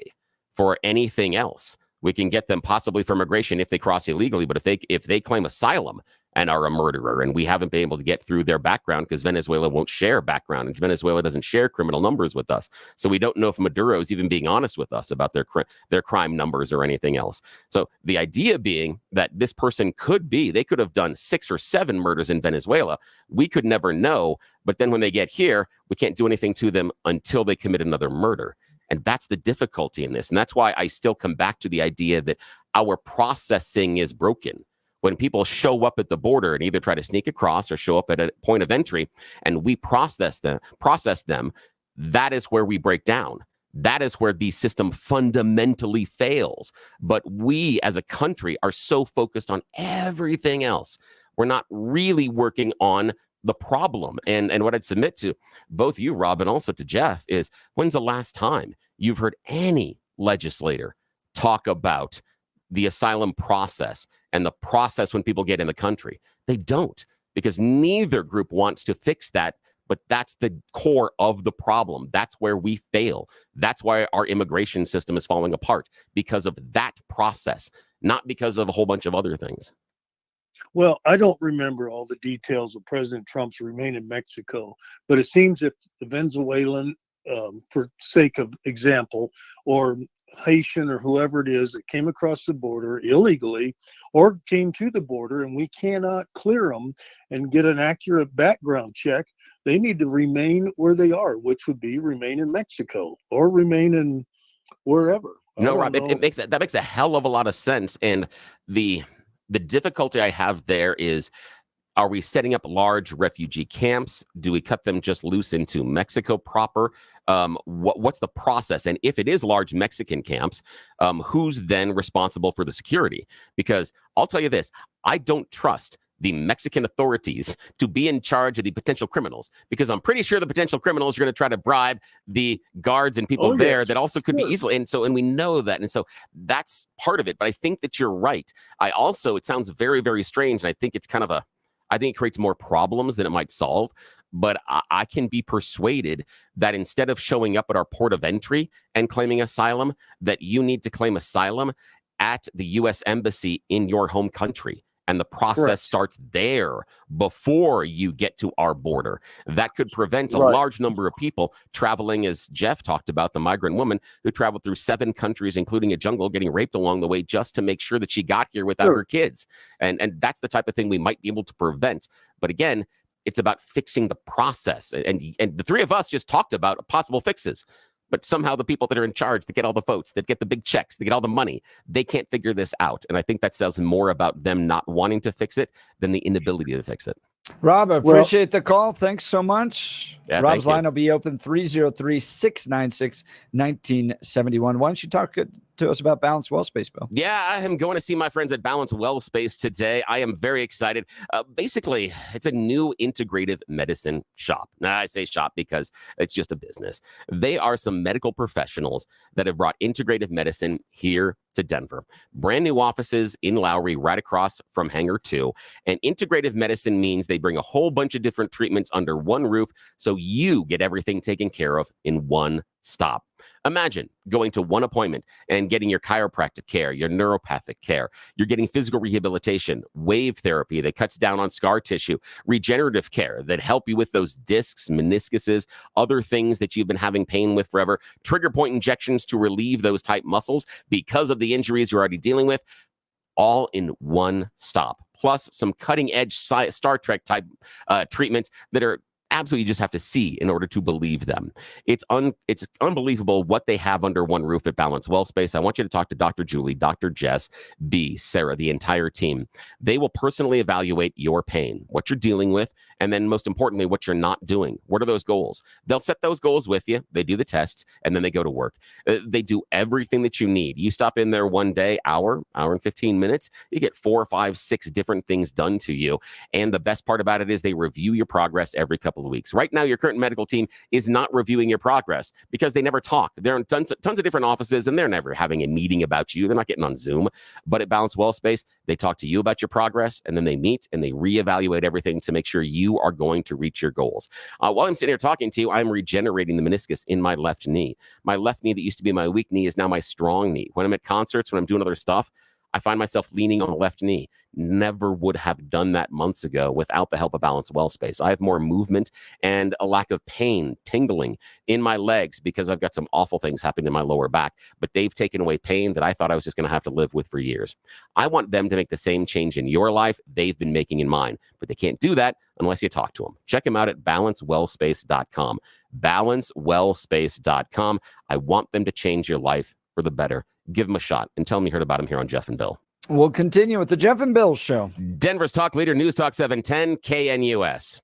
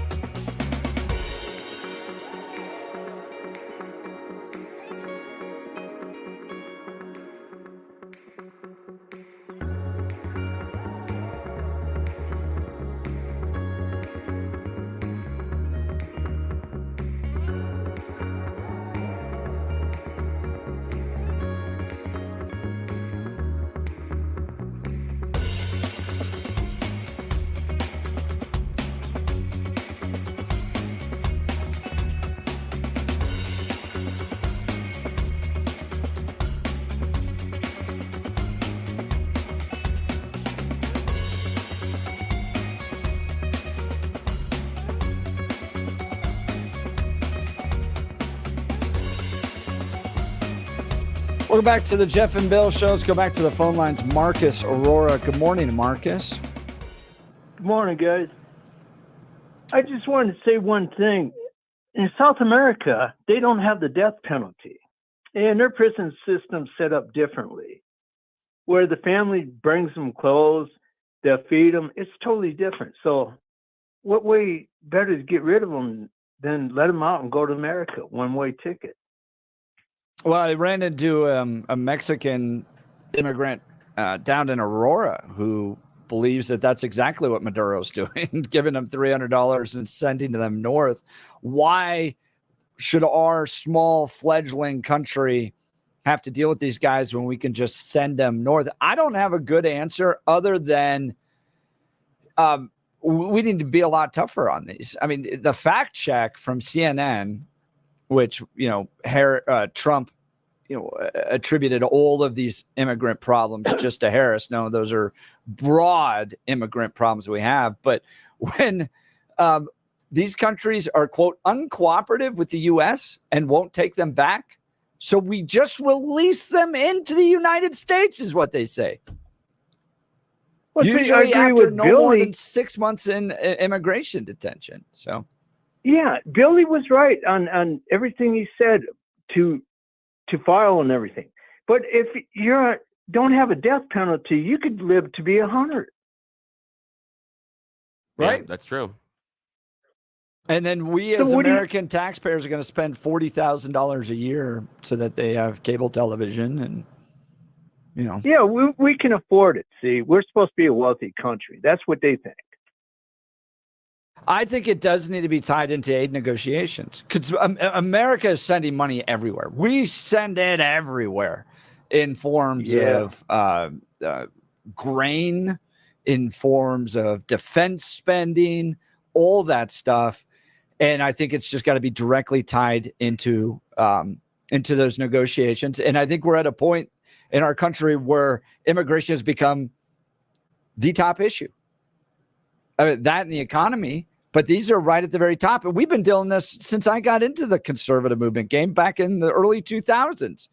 And it seems to have reached a critical mass where I think there's finally enough willpower for our political leaders to seriously address this and tell those countries, if you want aid, especially if it's coming from our taxpayers, you're going to have to take the bad apples back. You can deal with them. Now, here's the thing. Now, Marcus and Jeff, I know that, again, everyone thinks that I'm this weird bleeding heart liberal, but I'm not. But here's the thing is, I would actually do it a little bit differently than what Jeff's saying. I understand the aid, and the aid, I think, is a nice carrot, but I would actually prefer stick at this point. What I would do is if the country was saying, no, we're not taking this criminal back, I would say, okay. I am putting, now we have a list. Your country, let's just say it's Venezuela.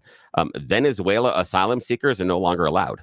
I close the door and say, if you're not willing to take the criminal back afterwards because they came into this country illegally and have committed a crime and we're going to send them back, if you're not willing to take that person back, we're not going to take any of your citizens anymore. And we will be bringing them all the way back to you. And I will take the taxpayer money and I will do that. And what I would do is I would take it off the aid you are receiving. So it would be off the balance. So if you have this much aid that you are receiving, whatever it costs, and I'm sorry, this is going to be very difficult. And there are going to be people that absolutely are in horrible situations. They're going to be sent back to that home country. But that's what I would do. I would say, if you're not going to take these criminals back, we are not taking anybody from your country that is claiming asylum. And I also would shut down legal immigration as well. Did you see that Sweden's paying people to go home, by the way? Yes, I did. Yeah, they're like, get out. $34,000 to voluntarily leave the country and return to their home countries. Yeah, I know. So, and again, that's the thing is I'm not this bleeding heart liberal all the time. I think that is a very rough thing to do, to say we are going to cut off legal and illegal immigration from your country, also asylum, if you don't take these people back, and then we're going to take the bill off of your aid. I think that'd get it worked. I think that'd get it fixed. All right, Marcus, appreciate the call. We'll continue with the Jeff and Bill Show. This is Denver's Talk Leader, News Talk 710 KNUS.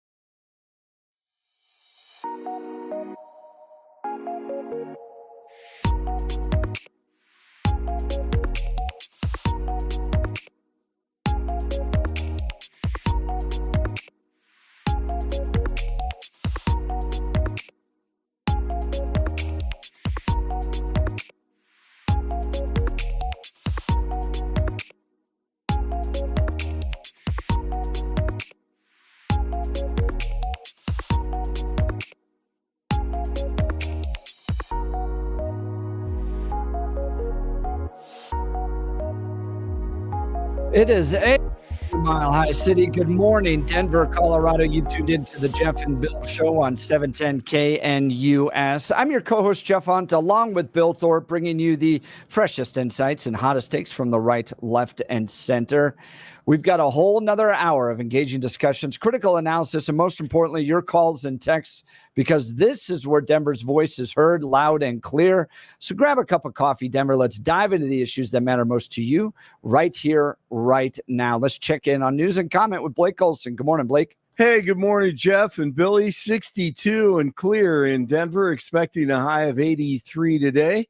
The 7-10 5-day forecast is coming up. Our top story with the death toll steadily rising from Hurricane Helene and its remnants. President Biden is set to visit the impacted region this week. Biden also spoke on the phone Sunday with Georgia and North Carolina's governors, as well as with additional officials across North Carolina, Tennessee, Florida, and South Carolina. More than 90 people are now believed to have been killed throughout the Southeast. A Colorado task force is on the move to help those victims.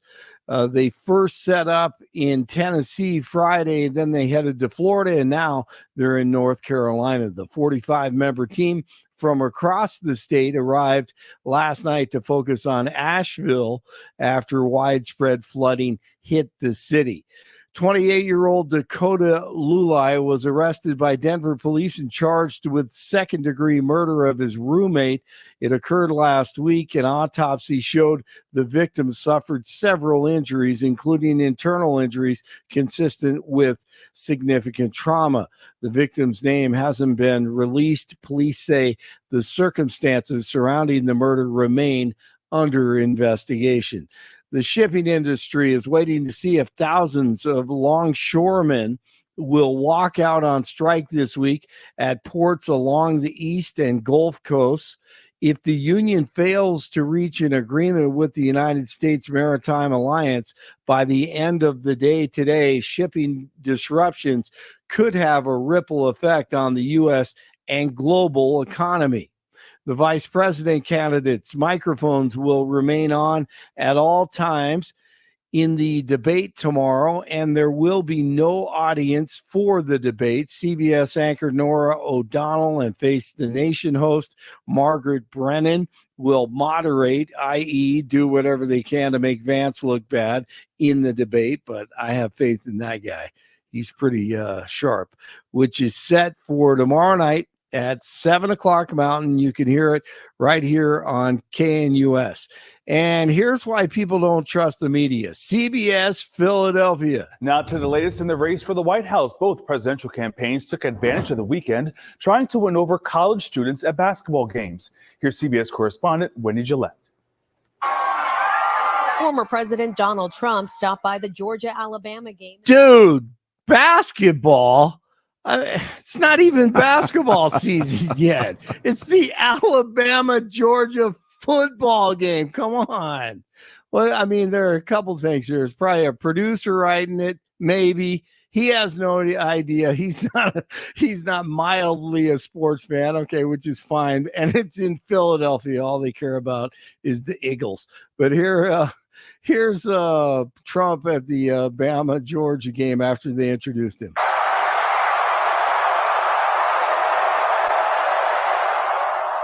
And then this weekend, after Kamala Khan visited the southern border, Trump in Wisconsin. Kamala Harris can never be forgiven for her erasing our border, and she must never be allowed to become president of the United States. Arraignment for the man suspected of plotting to assassinate Trump at his golf course is expected today. A Secret Service agent reportedly spotted 58-year-old Ryan Ruth hiding in the bushes with a rifle at Trump International Golf Course in West Palm.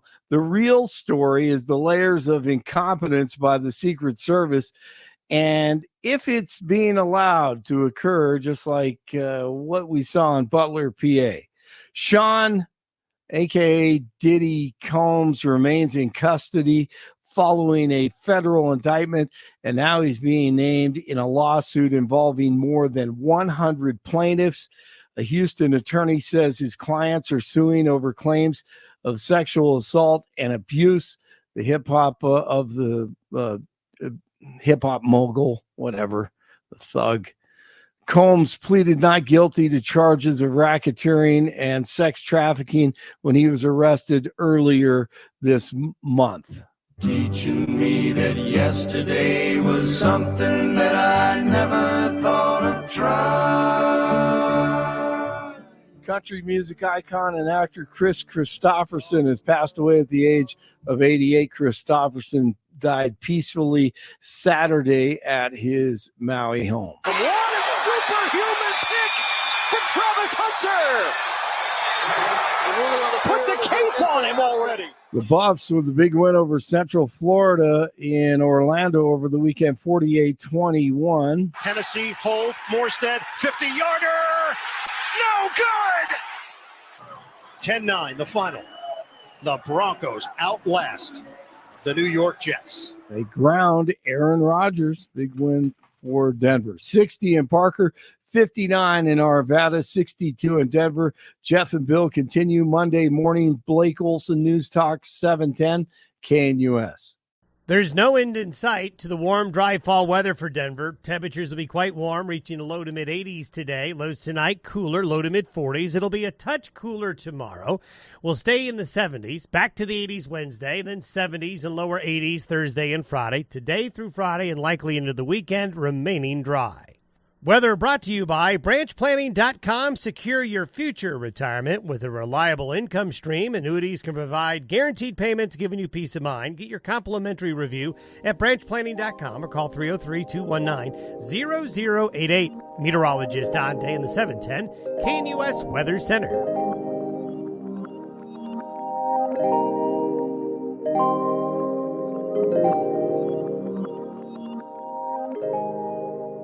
All right, big night tomorrow night. Senator JD Vance of Ohio, Minnesota Governor Tim Walz, both relative newcomers to the national political spotlight, will face off in the only scheduled vice presidential debate before the November election.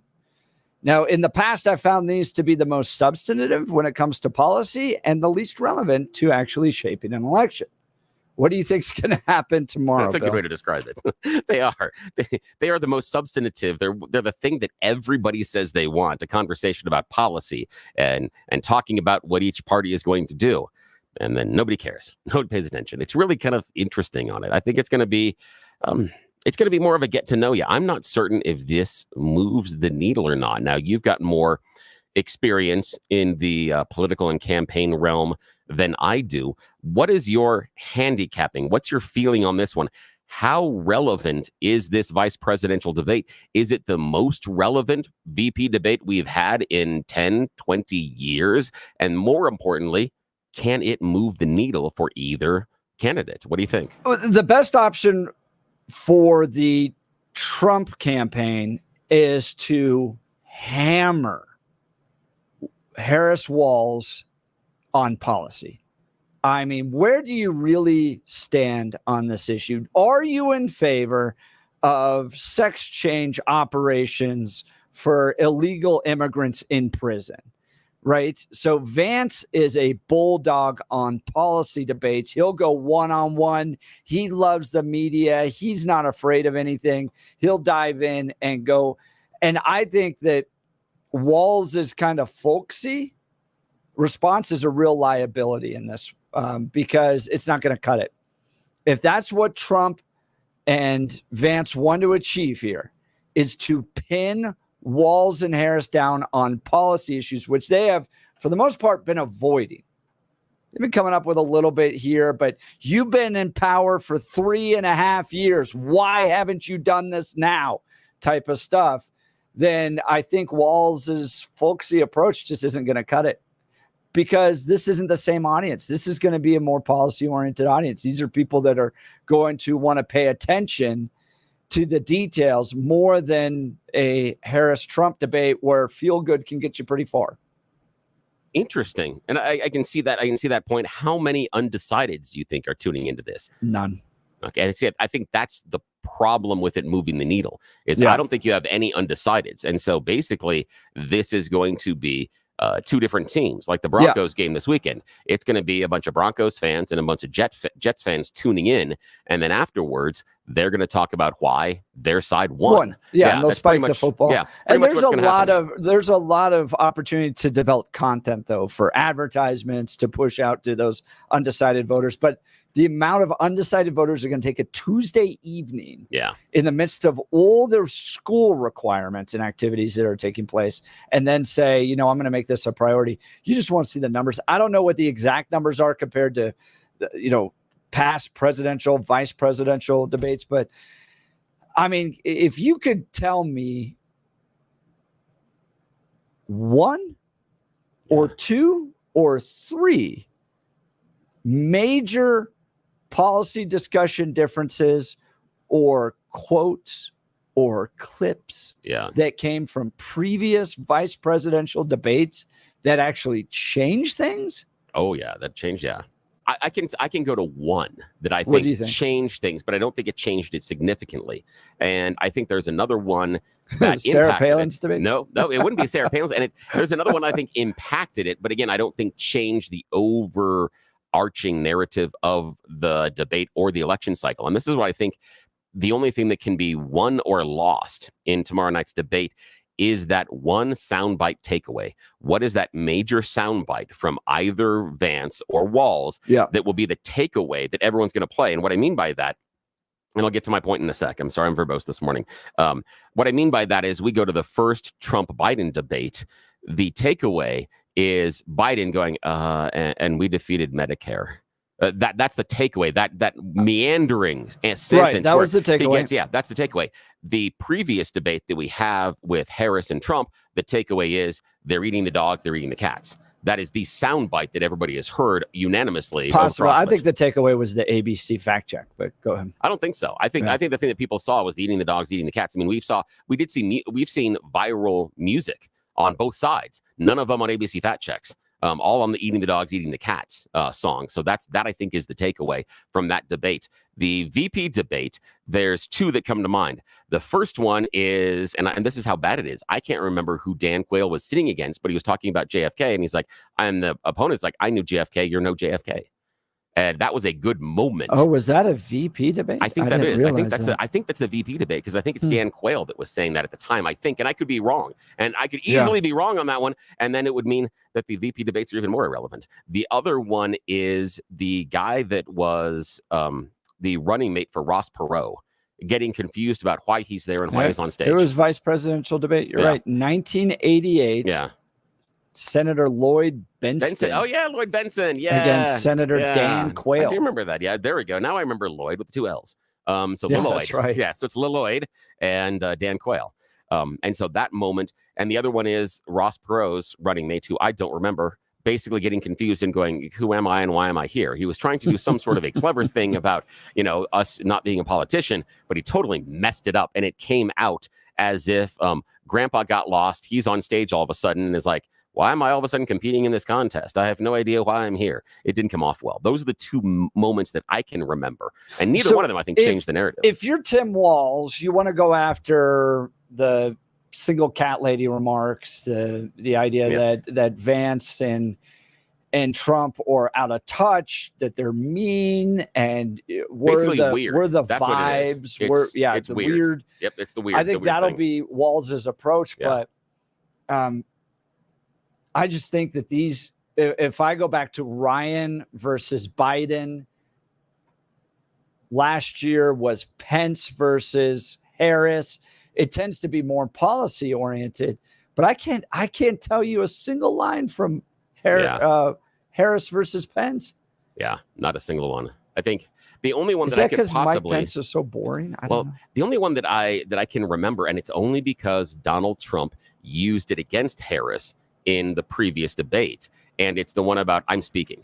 She had said that to Pence twice during their vice presidential debate, and cleverly Donald Trump brought it out and used it against her. That's the only one, but I don't think it changes anything. And I understand, and this is what I think the problem is going to be, that I think with Vance, he's going to be prepped on a lot of things with, Kamala Harris said this. Kamala Harris said this a number of years ago.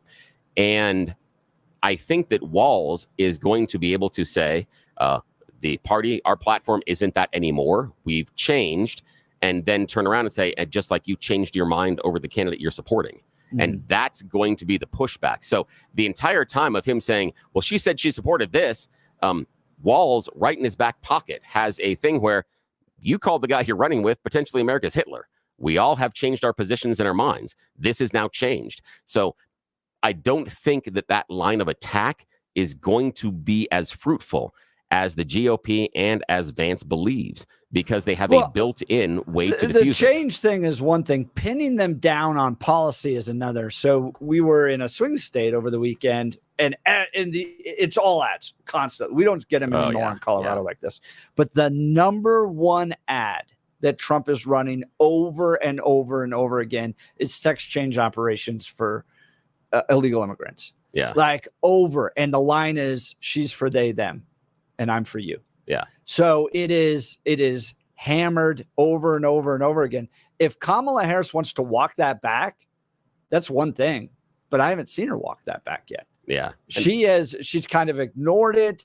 And so I think what Vance has to do is pin them down on policy issues, because they don't want to do that.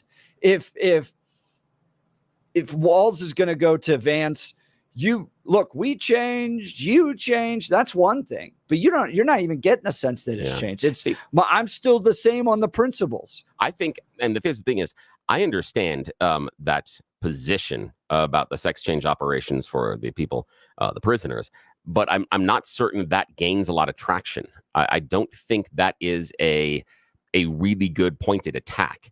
And the reason I feel that way is because if you spend about 60 seconds thinking about it, it seems irrational or irrelevant. And what I'm saying is I'm not saying that Kamala Harris at the time didn't support it and didn't say that was a good idea. What I'm saying is it being irrational and irrelevant is you're telling me that the United States of America is going to provide single payer socialized medicine for prisoners to get operations.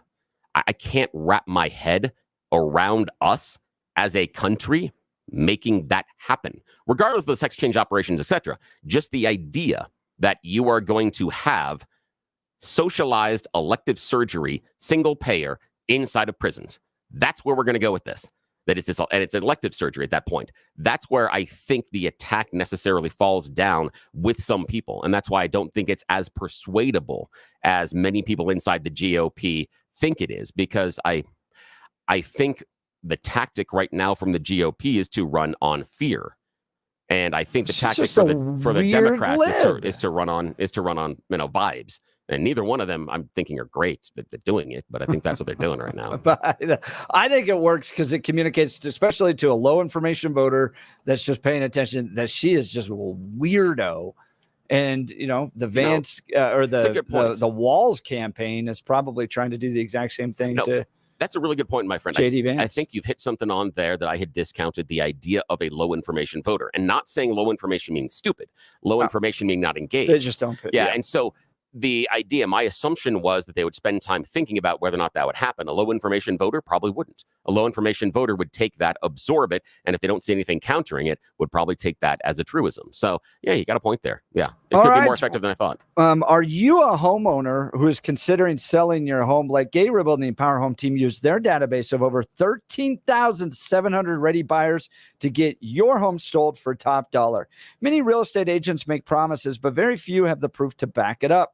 The Empower Home team has review after review from families they have served that back up what they say. They net their sellers 6.1% more money on average, getting their sellers $30,500 more in their pocket.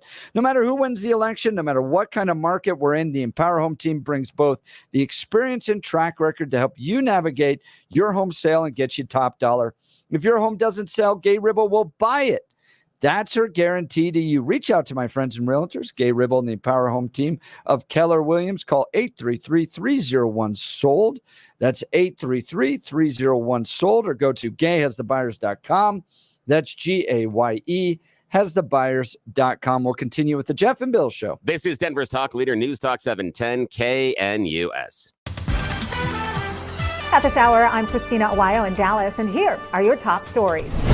The owner of a pro-police coffee shop was awarded $4 million in a free speech lawsuit after Boise State University forced her to close her on-campus shop over her support for police officers. Sarah Fendley, owner of Big City Coffee, said she was removed in retaliation to a social media post she made supporting the force, after which the campus called a meeting and she was out. Fendley also put up a thin blue line sticker by the door of the shop's downtown Boise location, which caused an uproar from both the community and the school. After being forced to shut her doors, Fendley sued Boise State University for $10 million.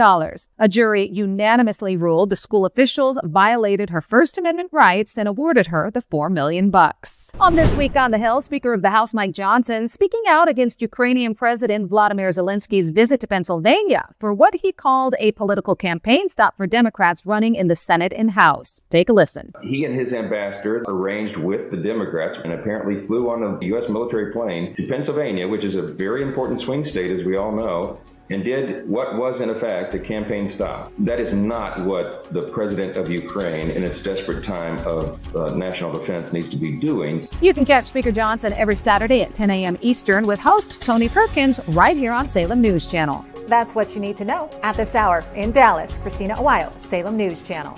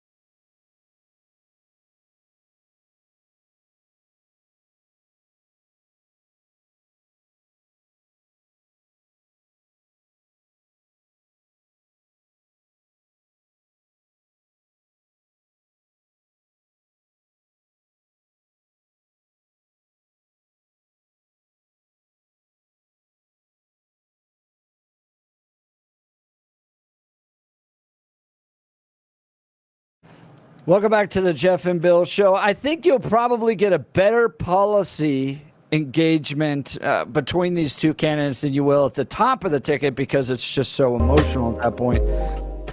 And historically, the presidential, vice presidential debates, have brought in a really good discussions, good substantive policy discussions between Republicans and Democrats and their view of the country moving forward. I'd love to hear from you.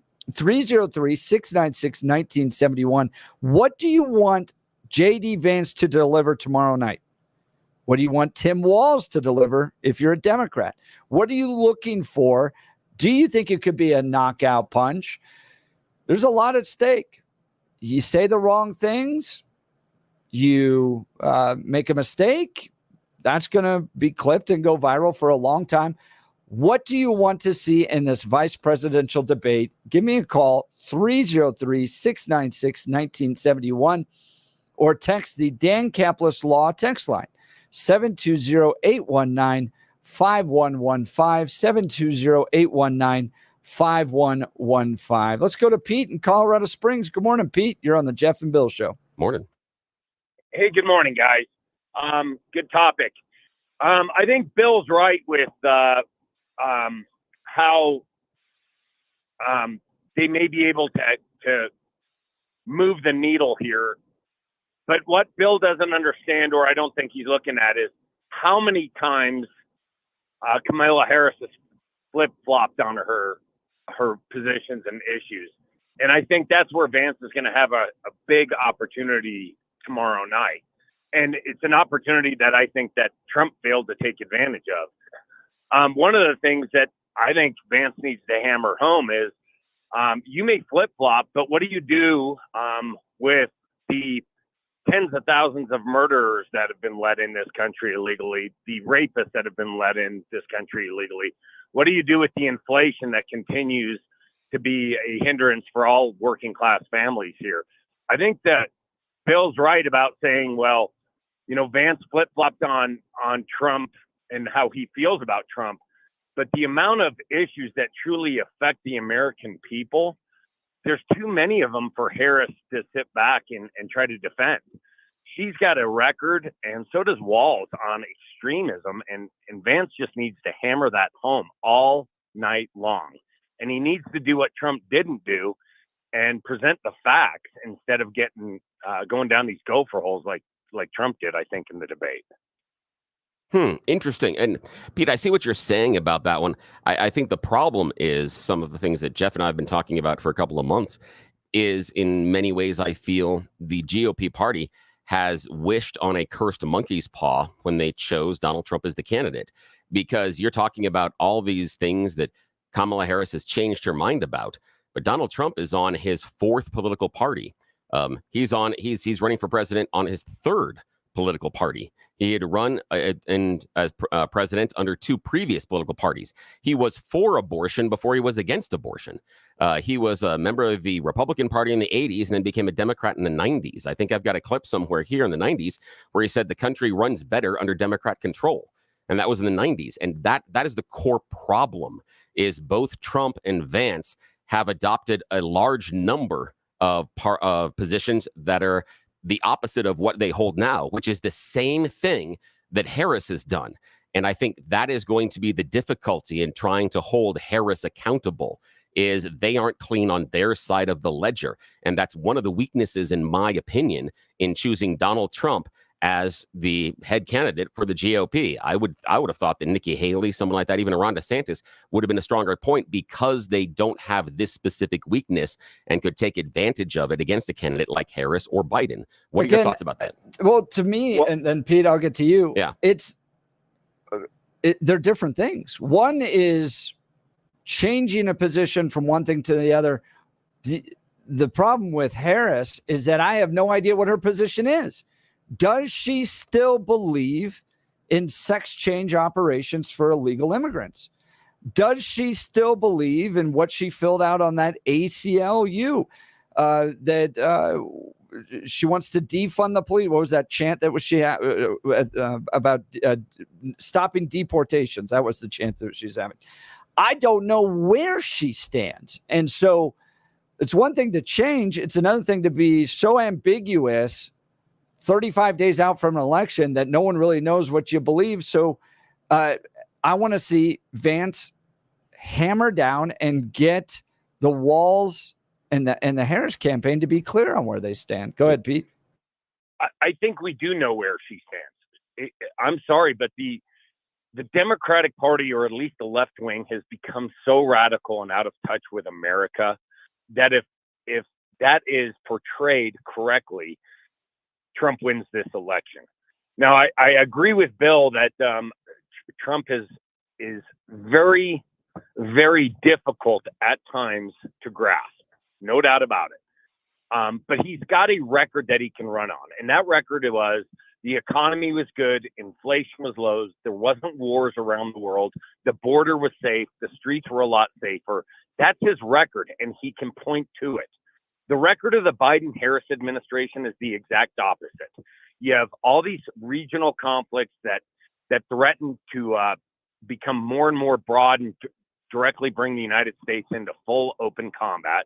You have a border where I believe ICE released statistics last week that every American should be absolutely alarmed at. Something like 13,000 homicide suspects are released into the United States. Yeah, okay, Pete, hang on a sec. We were just talking about that, but those are people that entered the country over decades, and some of them are in prison for the crimes they committed. But the majority of them entered over the last 2 or 3 years.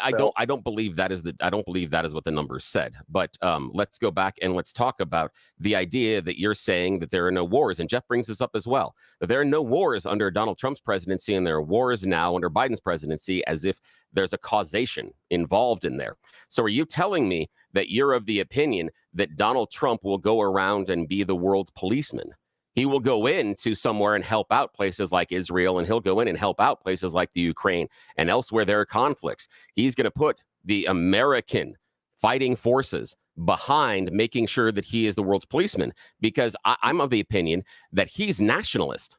He wants to pull everything home. He's more of an isolationist. Whether or not conflicts exist outside of our borders, I don't think he's necessarily concerned about. So the idea that he is going to be this person that keeps the world in check, I'm not certain. Help me understand that, Pete. Because he's got a record of it for 4 years. And I'm not arguing that I believe he's a nationalist in a good way. I don't think that's a dirty word. I think he believes that we should take care of our border first, our country first, and our citizens. Yeah, okay, first. but Pete, help me. Pete, hang on a sec, Pete. Hang on a sec, Pete. Stop right there. We need to take care of our country first, our border first, our people first. Tell me how that stops Russia from invading another country. Well, have you ever read the Kiev Accords, where we went in, the United States went in under the Biden-Harris administration and blew up the Accords? Here's what I would say is, if you want to truly get critical thinking about this, look why Ukraine was invaded by Russia. Putin is not a nice guy. He's evil. But if the Chinese said, you know what, we're going to build a Chinese base in Tijuana, you bet we would invade Mexico to prevent that from happening. Really? That's you think exactly so? That's exactly what we did. Pete, you think that we would invade another sovereign nation? Yes, I do. I think we would. I'm going to answer your question. I think we would militarily do what we have to do to prevent China from having military bases in a neighboring country. Now, there is no need for us to have bringing Ukraine into NATO. But you know what we did? We slapped Russia in the face and we said, you know what? We're going to bring Ukraine into NATO. And we went back on our own word. Now, the point is this. Is we had 4 years of none of these regional horrible wars that are going on that threaten to bring other countries into it. Here's what I think. I think Trump has the ability to sit down and negotiate and bring people to the table. He did it with Kim Jong-un in Korea, and we didn't see missile testing. We didn't see any of the extremism that he had performed under the Obama administration. Like Trump or not, he has the ability to negotiate.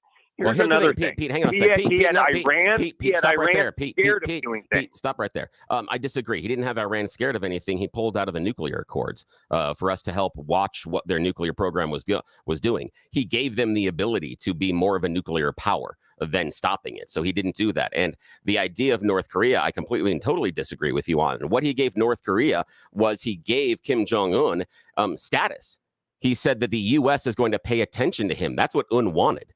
Kim Jong-un wanted status. He wanted to show that he was a powerful leader. He got to sit down with the American president. He became a player in the region. But he stopped firing missiles. Because he got what he wanted. He got credibility. He got credibility. Who cares? So he feels good, Bill, so he can I ask you a stops question? sending missiles. Well, then make him feel good. Go ahead, Pete. Bill, do you think maybe it's smart to sit down with a nuclear power that has the ability to start World War III with nuclear weapons? I do.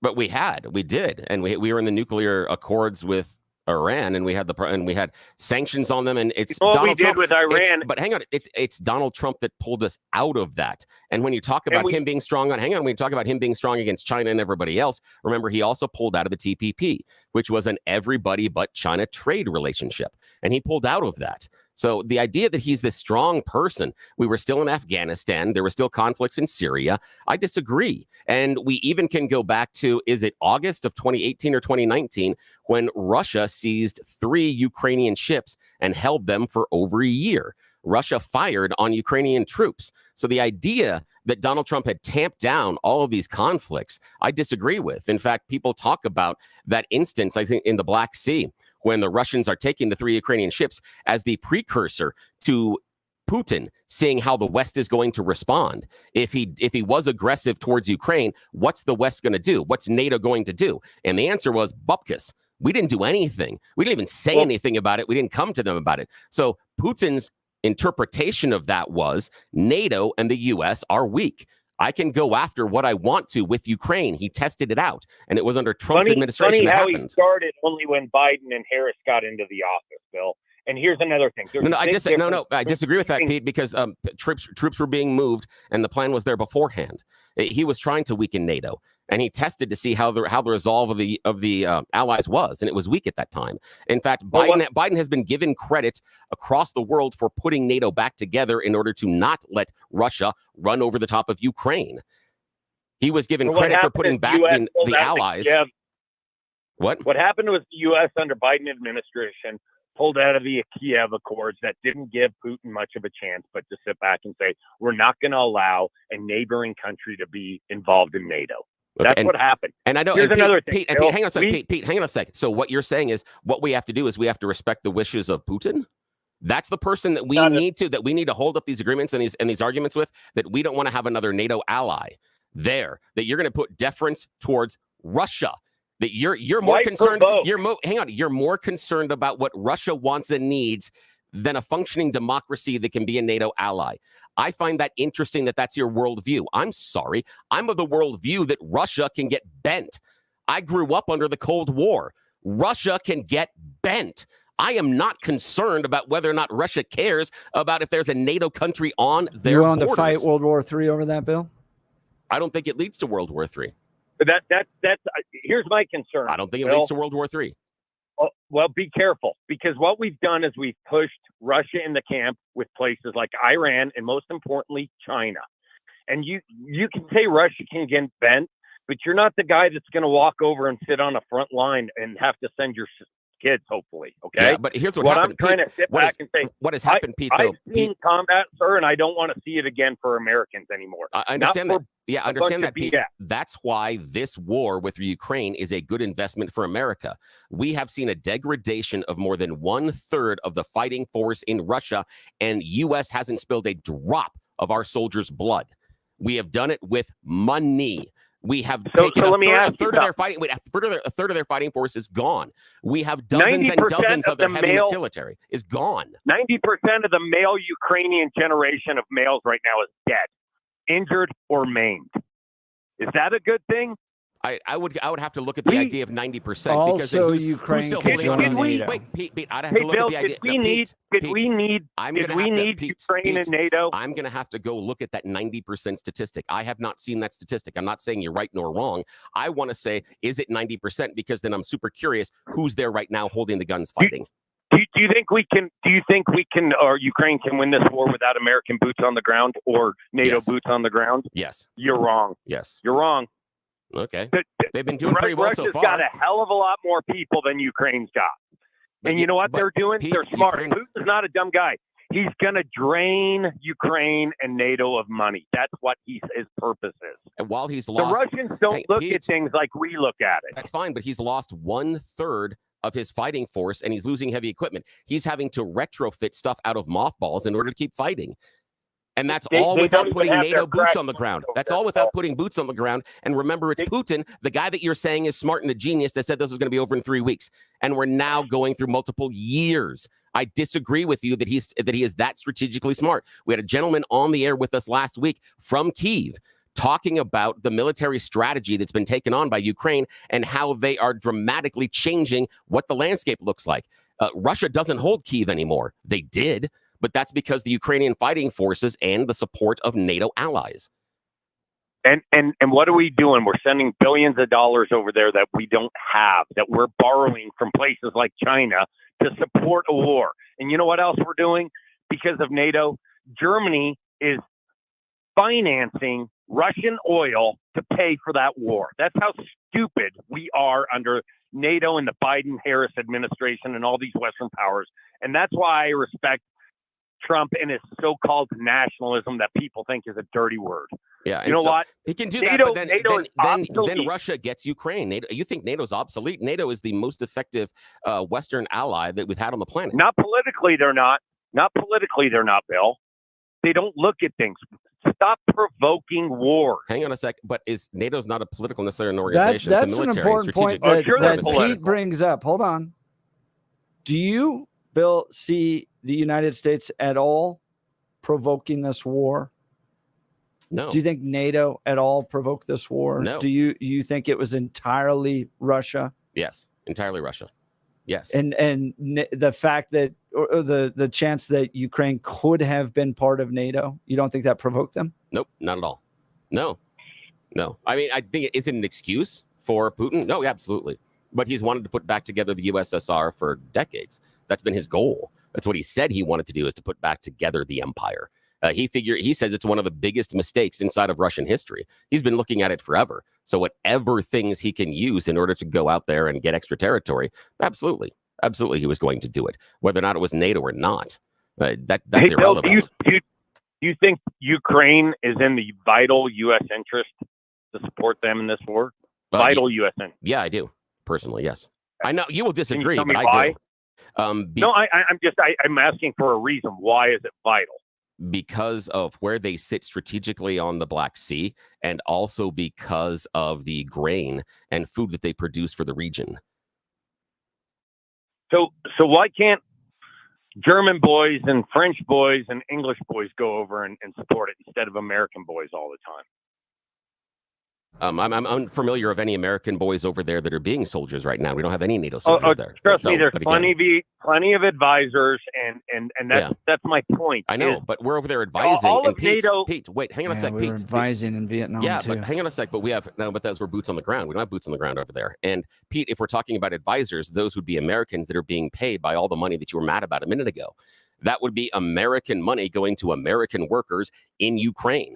That would be money flowing into Ukraine. In fact, Pete, 61% of the aid that we have given to Ukraine has been funneled into either American companies or American programs or to Americans. 61%. You know what that's called? No, it's called the military industrial complex. That's what that's called. 61% of the money has gone back into American pockets. You can be upset about that all that you want, Pete, but that's the fact. Let's go ahead and finance wars so the rich can get richer in this country. And Pete, I really appreciate the call. Thanks so much. That was a lot of fun. 303-696-1971. Hey, it's Jeff from the Jeff and Bill Show for my friends at Mountain High Appliance. They've cooked up some sizzling deals for your kitchen. Now, for a limited time, receive up to a $1,500 mail-in rebate with the purchase of a qualifying Bosch appliance. Enjoy the price match guarantee from Mountain High Appliance and special financing options. Visit one of their 4 locations for all the details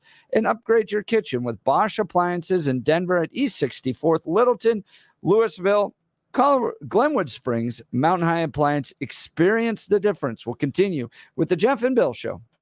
This is Denver's talk leader, News Talk 710 KNUS. What if this sound actually made you smile, giving you a chance to win gas and groceries for a year? It's the $13,000 gas and grocery giveaway. The grand prize winner gets $10,000 in gas and grocery gift cards. 2 first prize winners get $1,000 in gift cards. And 2 second prize winners get $500 in gift cards. Presented by Branch Planning. Secure your future retirement with a reliable income stream. Get your complimentary review at branchplanning.com or call 303-219-0088. The $13,000 gas and groceries giveaway. Enter today at 710knus.com. At this hour, I'm Christina Aguayo in Dallas, and here are your top stories. The Biden-Harris administration is suing Alabama after they say the state removed non-citizens from the voter rolls too close to Election Day. The people in question on the rolls were given non-citizen identification numbers, which are issued by the IRS to make sure people who are not citizens pay taxes and can get a driver's license. However, Alabama Secretary of State Wes Allen saying that he will not tolerate non-citizens voting in elections, so he removed the more than 3,200 registered voters from the rolls who were issued non-citizen identification numbers by the Department of Homeland Security. And even though the DOJ has filed a lawsuit to make sure the non-citizens remain on the rolls, Allen says he won't back down, adding that it is his constitutional duty to make sure that only American citizens vote in elections. Salem Radio Network has announced that it will simulcast the vice presidential debate between Republican nominee Senator JD Vance and Democrat Governor Tim Walz. In addition to broadcasting the debate along its network of nationwide affiliates, SRN will also feature a 2-hour pre-debate special. Larry Elder will host the program and will be joined by network hosts Mike Gallagher, Sebastian Gorka, and Dennis Prager.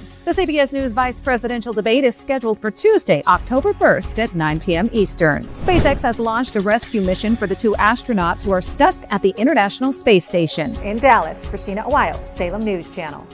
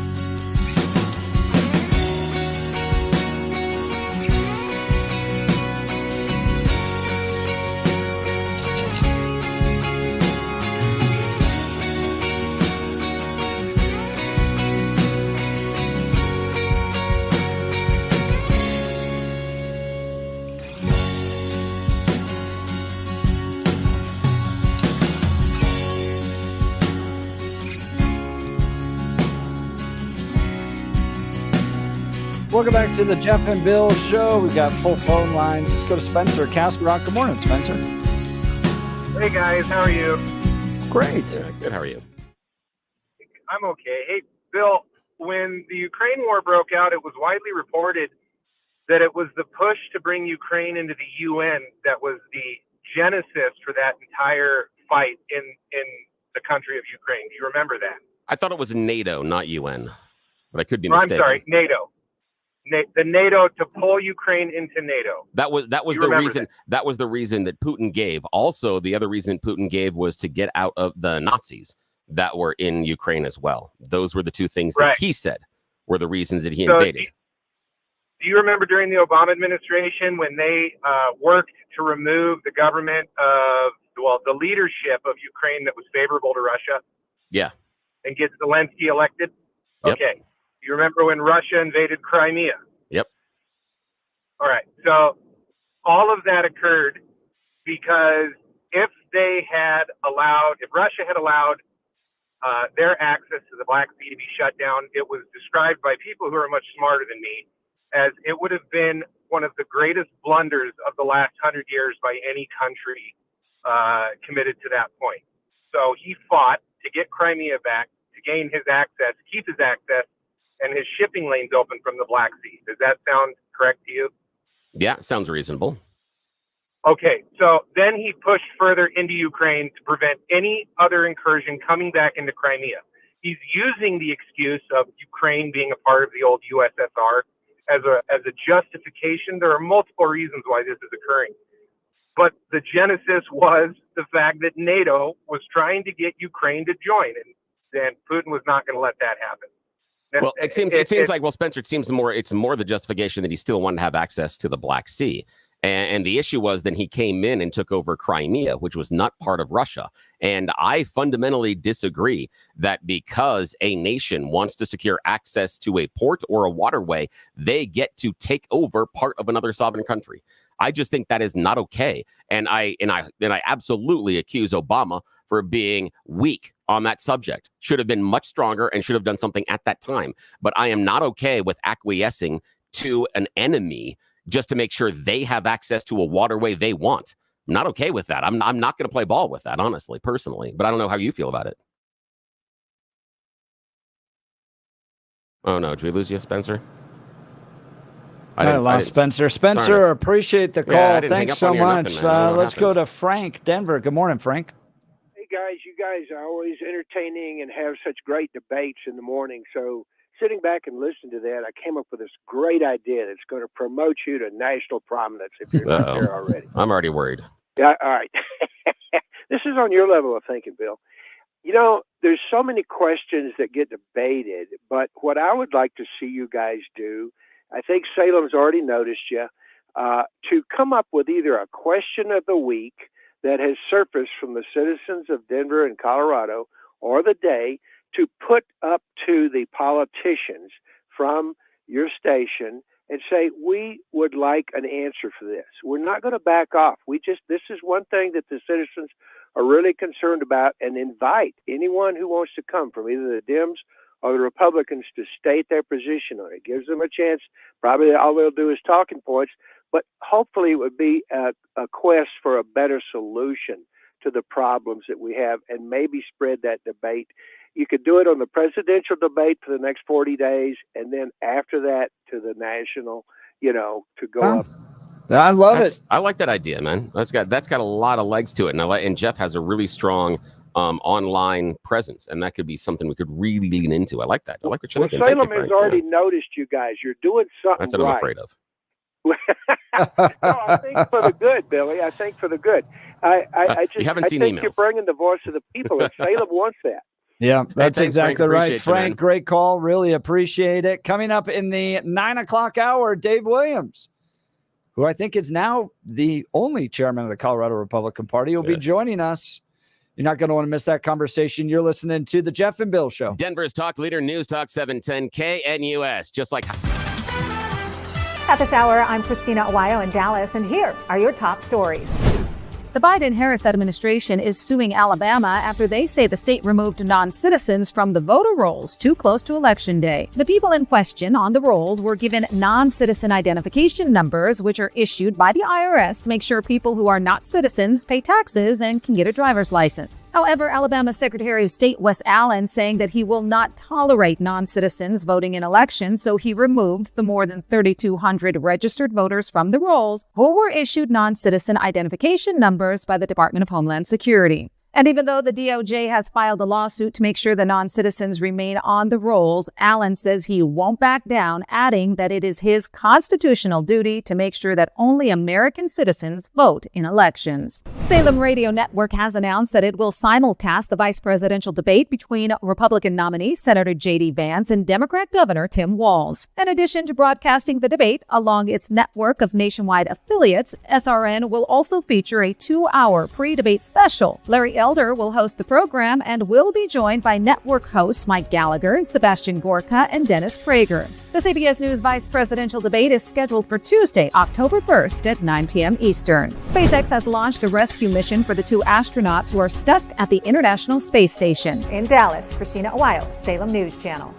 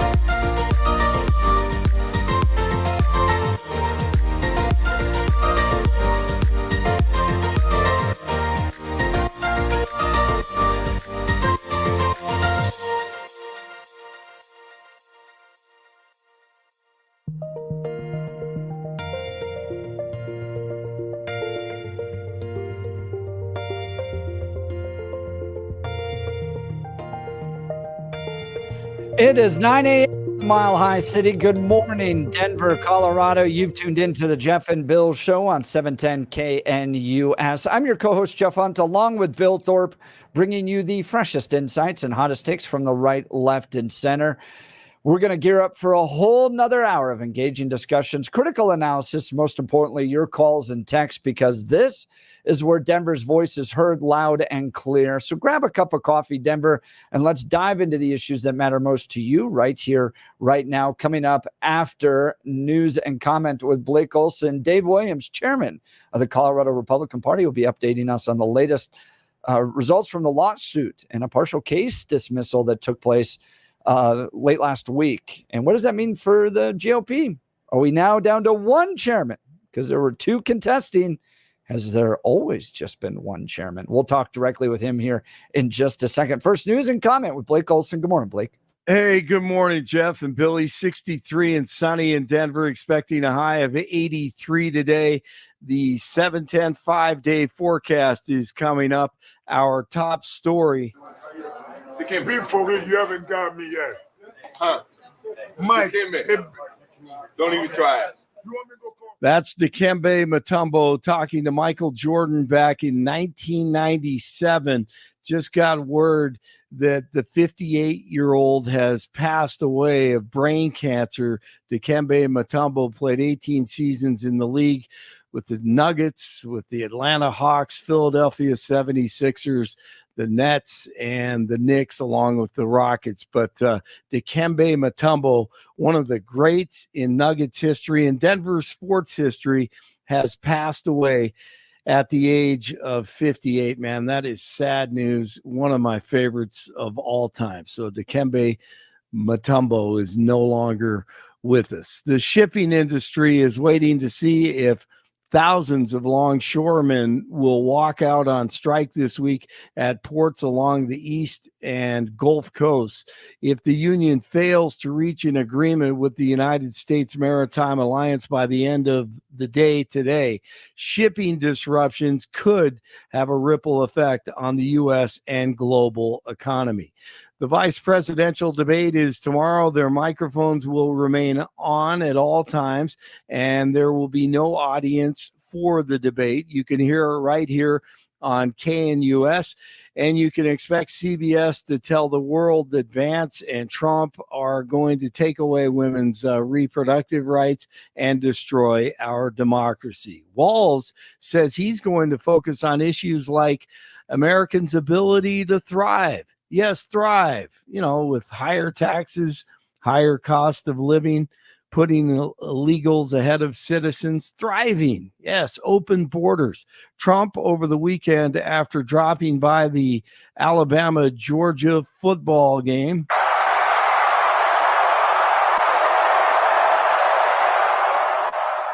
and then speaking in Wisconsin. Kamala Harris can never be forgiven for her erasing our border, and she must never be allowed to become president of the United States. Arraignment of the nut job suspected of plotting to assassinate Trump at his golf course is expected today. This guy was traveling all around the world. Who was working with him? Who was funding him or tipping him off? And how does Ronald McDonald Rose still have his job? He's no better than Kim Cheadle. The Secret Service is a mess, and all of a sudden, they can't protect a former president or presidential candidates? Every day just gets more dangerous for Trump. Now that the Colorado Task Force has found one place that they can help more than any other, they were on the move to help the victims of Hurricane Helene and the remnants of it. They first set up in Tennessee Friday, then to Florida, and now they're in North Carolina. The 45-member team from across the state arrived last night to focus on Asheville, where 35 have died. More than 90 people are now believed to have been killed throughout the Southeast. Not only, fire departments, but also civilian personnel. We have structural specialists. We're traveling with the doctor. We have canine handlers that are traveling with as well. And many of those people are civilians that have to leave their daily jobs to come help us out. That's Steve Asseltine. 28-year-old Dakota Lulai was arrested by Denver police and charged with second-degree murder of his roommate. It occurred last week. An autopsy showed the victim suffered several injuries, including internal injuries consistent with significant trauma. The victim's name hasn't been released. Police say the circumstances surrounding the murder remain under investigation. Country music icon and actor Chris Christopherson has passed away at the age of 88. Christopherson died peacefully Saturday at his home in Maui. What a superhuman pick from Travis Hunter! Put the cape on him already. That was the big story over the weekend. The Buffs with a big win over Central Florida in Orlando over the weekend, 48-21. Hennessy, hold, Morstead, 50-yarder, no good! 10-9, the final. The Broncos outlast the New York Jets. They escape and defeat Aaron Rodgers and the JETS Jets 10-9. Once again, Dikembe Mutombo has passed away at the age of 58. 59 in Castle Rock, 60 in Lakewood, 63 in Denver. Jeff and Bill continue Monday morning. Blake Olson, News Talk 710 KNUS. There's no end in sight to the warm, dry fall weather for Denver. Temperatures will be quite warm, reaching the low to mid 80s today. Lows tonight, cooler, low to mid 40s. It'll be a touch cooler tomorrow. We'll stay in the 70s, back to the 80s Wednesday, then 70s and lower 80s Thursday and Friday. Today through Friday and likely into the weekend, remaining dry. Weather brought to you by branchplanning.com. Secure your future retirement with a reliable income stream. Annuities can provide guaranteed payments, giving you peace of mind. Get your complimentary review at branchplanning.com or call 303-219-0088. Meteorologist Don Day in the 710 KNUS Weather Center.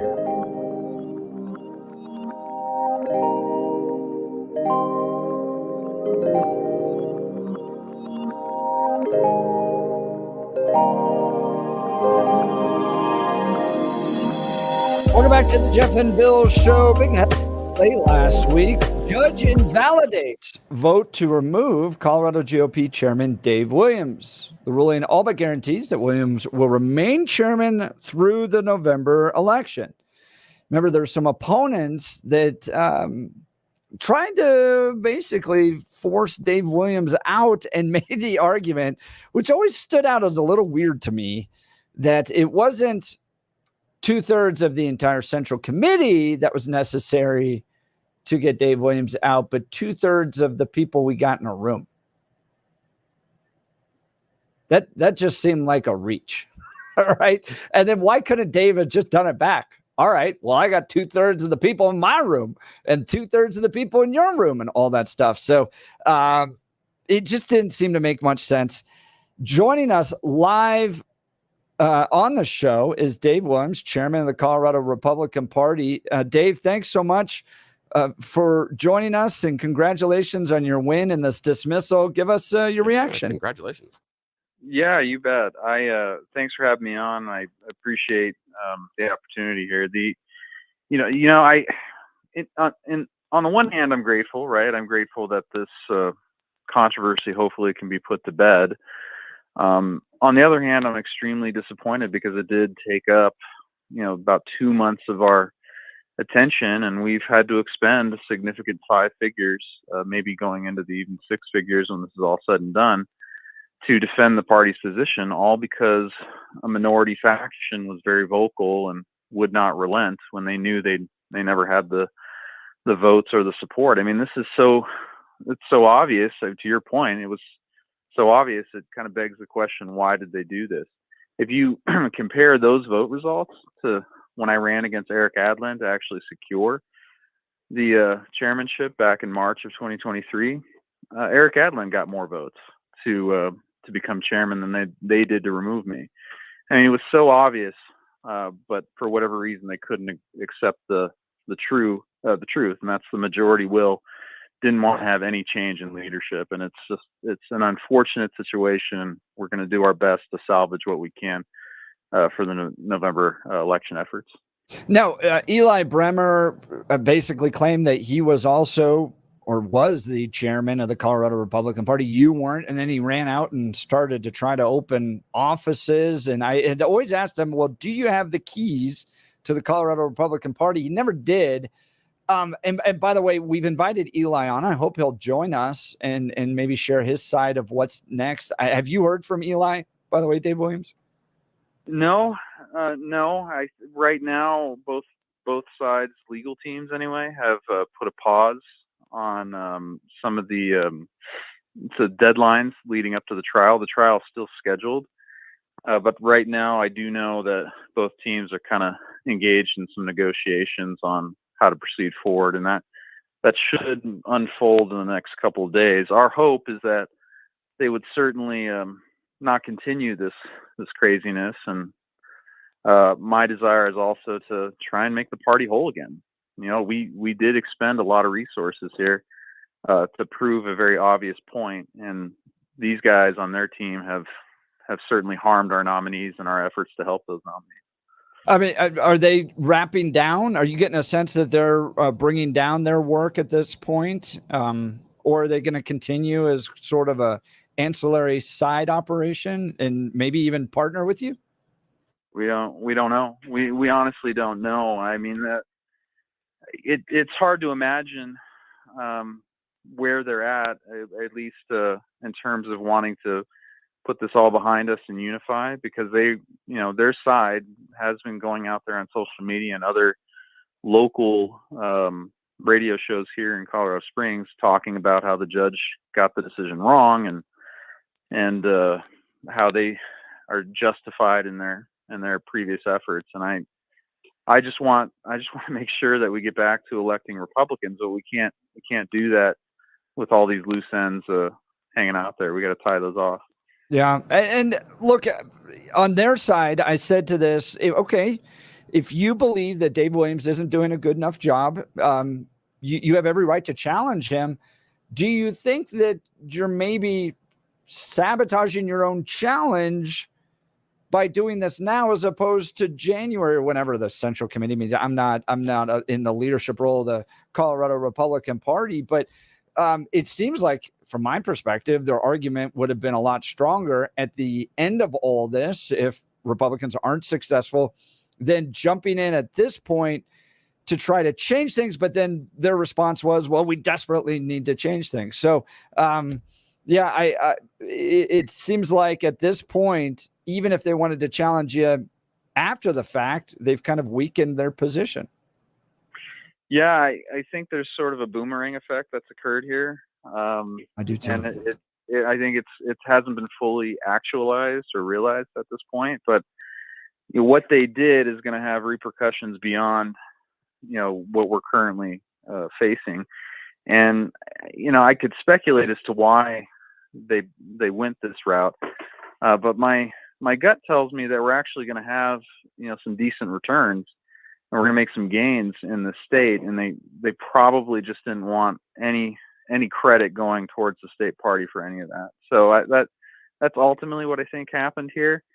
Who knows now? Like I said, we've had to expend a lot of resources to defend our position, and certainly our nominees are not in the most ideal spot with our help, but we're going to do everything we can to salvage what we can and move forward and win. We're going to have some gains, that's for sure.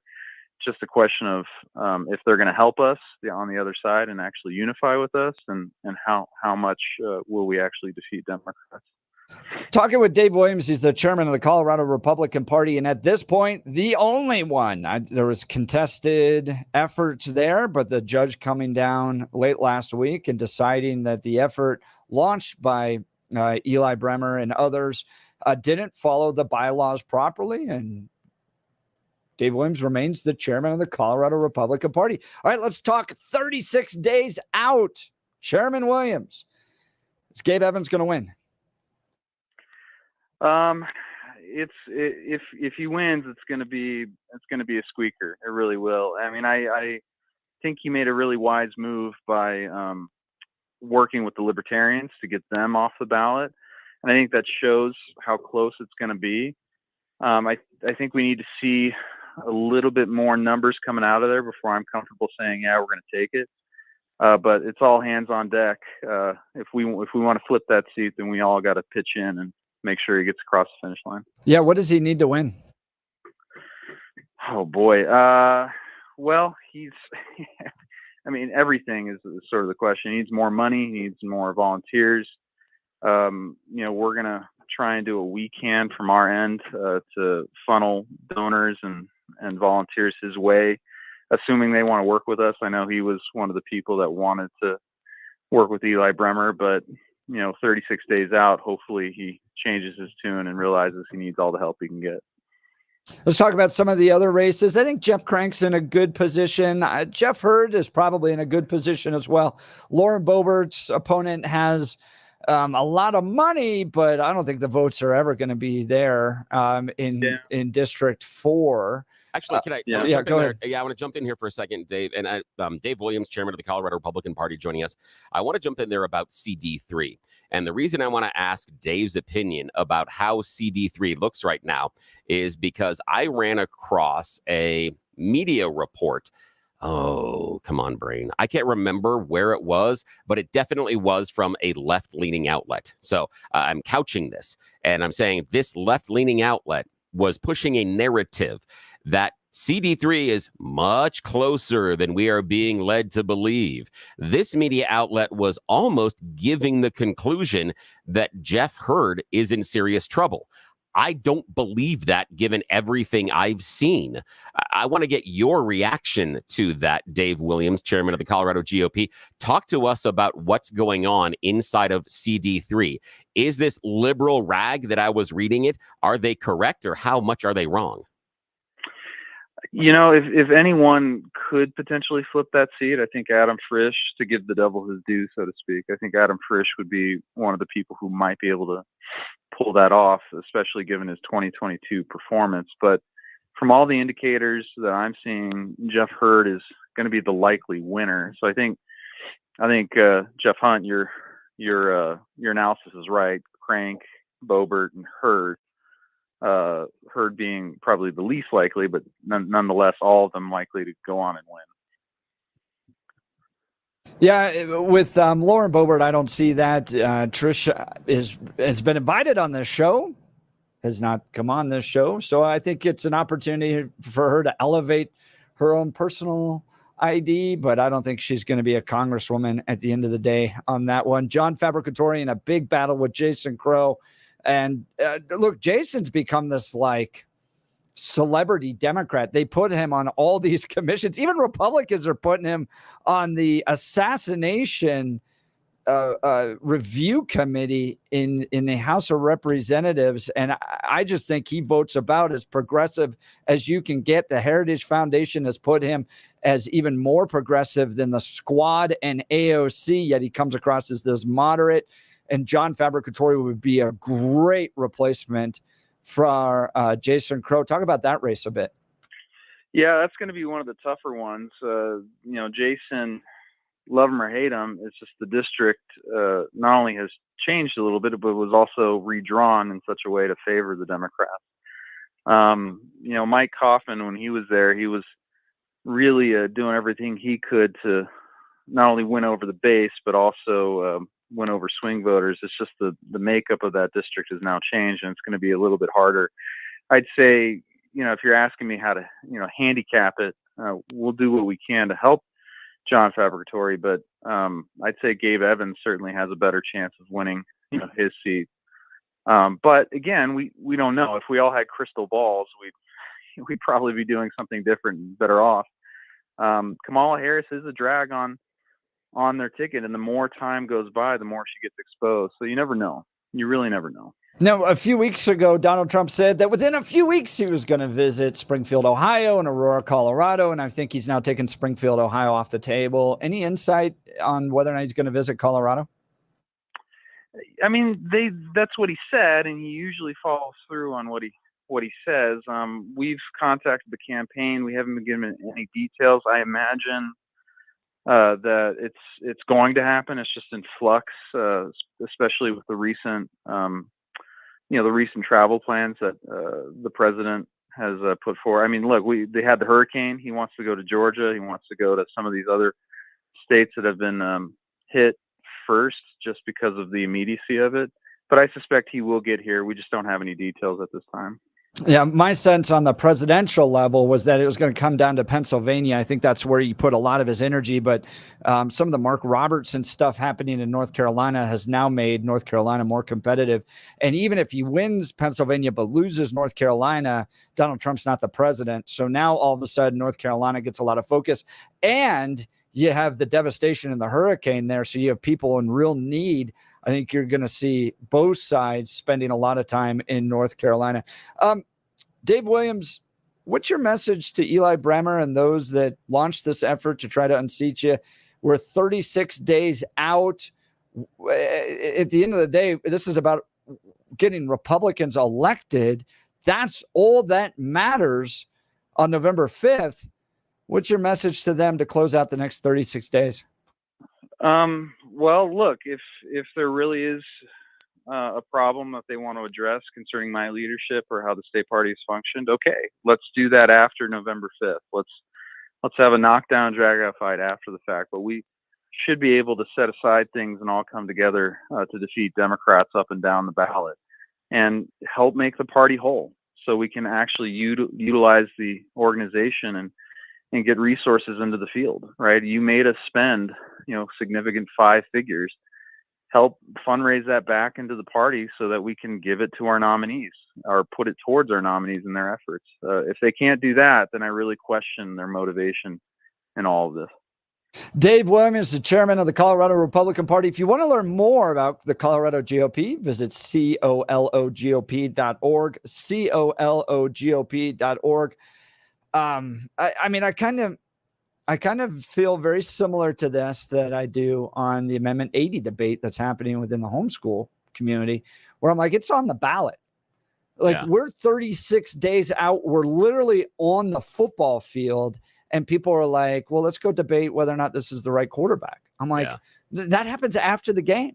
Just find ways to win. For the love of God, find any way you can to win at this point.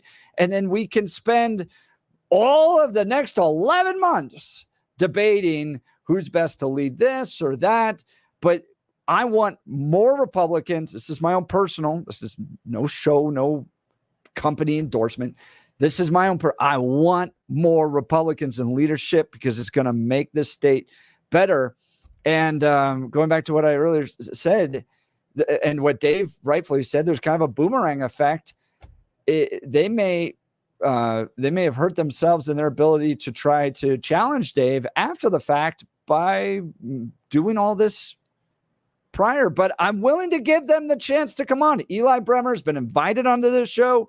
I hope he'll join and make his statement. But Dave Williams, willing to come on. I appreciate you taking the time. I sure appreciate it, Dave. And you've always been stand up about coming on and answering the questions, both the easy ones and the hard ones. And we've disagreed on some things, but I side with Jeff on this, where I have a question about the logic behind changing a coach at this point in the game. I think you should be allowed to do what you do, and then we can fairly look at that afterwards. And the other part that I'm worried about, like Jeff, I know this is going to shock a lot of our listeners, but I do want to see more Republicans elected.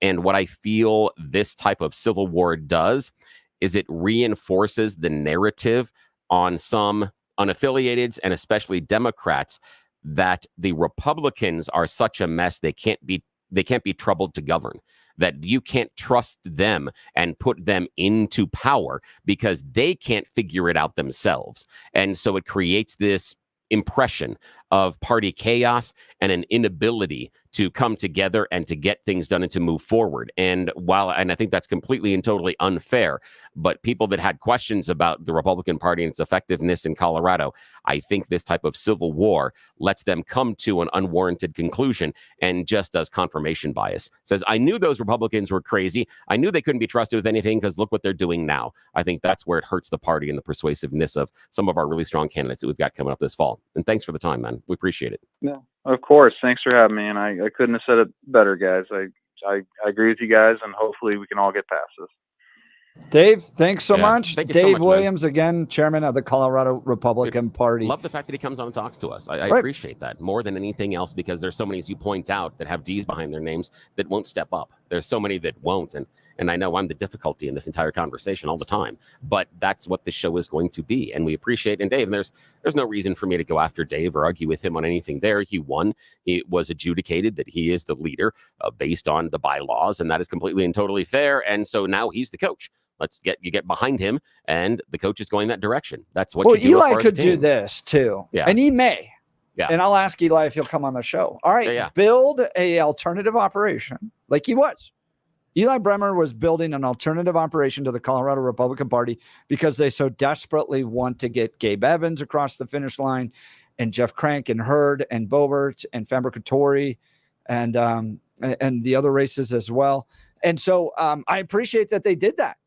And I think that's a really compelling argument. Eli could walk into whenever the Central Committee is going to be meeting in January, December, February, whatever, and go, look, I built an operation that actually got people elected.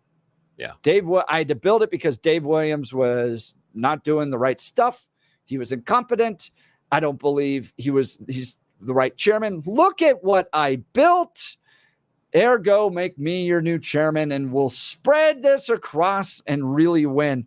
I hope he doesn't wrap up shop, pull away, Eli Bremer, and then walk away from this because, man, if you really want to challenge Dave, and you've now given him a really big excuse. Yeah. You've given him a really big excuse. And I think it's hard for Eli and his group to try to come back in and then work hand in hand with Dave. Is then if you allow and you start coming in and saying, okay, we're going to, because, the idea being maybe they start working together. Eli has this alternate organization, becomes in and says, what can we do? Give us our marching orders. Almost like this is a horrible, horrible analogy, but a lot of the ground game the Trump organization has outsourced to super PACs. And so that idea, the PACs are coming to them saying, what can we do? What do we do? What do we do? It's not being run by the campaign, but it's that help. And you kind of have that balance of, well, if I'm going to help out the campaign, does that then help get Dave reelected, which may not be the goal of Eli and his friends. So that's the difficulty. But I have a hard time saying that you have the best interest of the Republican Party in mind when you're not willing to get a Republicans elected in this cycle, if given the chance. But who knows? We'll see if we can talk to Eli. Give us a call, 303-696-1971, or text us on the Dan Caplis Law text line, 720-819-5115, 720-819-5115. Speaking of Dan Caplis, I've known Dan for well over a decade. Dan is pro-life, pro-America, pro-family. That matters because who you choose to represent you in an injury case says a lot about you to everyone involved in the case. Dan Caplis is the son of a police officer. He's a former seminarian who's dedicated the last 40 years of his life to helping people who are hurt in serious motor vehicle crashes. But more than being just a great guy with strong values, he's a real winner in the courtroom. Dan is believed to be the only lawyer in Colorado history to win 5 straight multi-million-dollar verdicts in Colorado crash cases. Dan is also believed to have won the largest truck crash verdict in Colorado history. Dan Caplis Law is so trusted that they're the official law firm partner of the Denver Nuggets and the Colorado Avalanche. Dan Caplis Law is a serious firm. For serious cases, Dan accepts righteous injury cases on a percentage fee basis so that he can represent good people from all walks of life without regard to ability to pay. If you need Dan's help, give him a call, 303-770-5551. That's 303-770-5551, or hit dancaplisLaw.com. That's Dan, C-A-P-L-I-S Law.com. We'll continue with the Jeff and Bill Show. Denver's talk leader, News Talk 710 KNUS. At this hour, I'm Christina Aguayo in Dallas, and here are your top stories.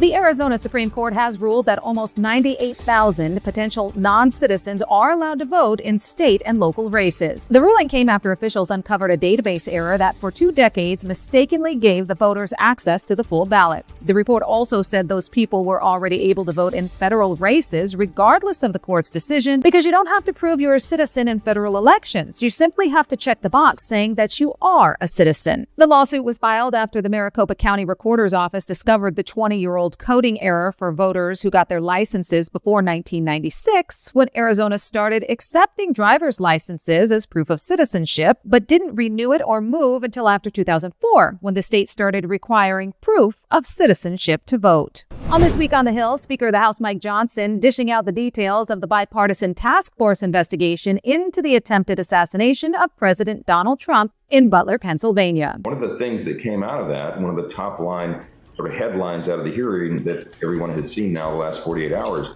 is that there was a complete lack of coordination between the Secret Service and local law enforcement agencies who were partnered for that event. And the Secret Service dropped the ball. You can catch Speaker Johnson every Saturday at 10 a.m. Eastern with host Tony Perkins right here on Salem News Channel. That's what you need to know at this hour. In Dallas, Christina Aguayo, Salem News Channel.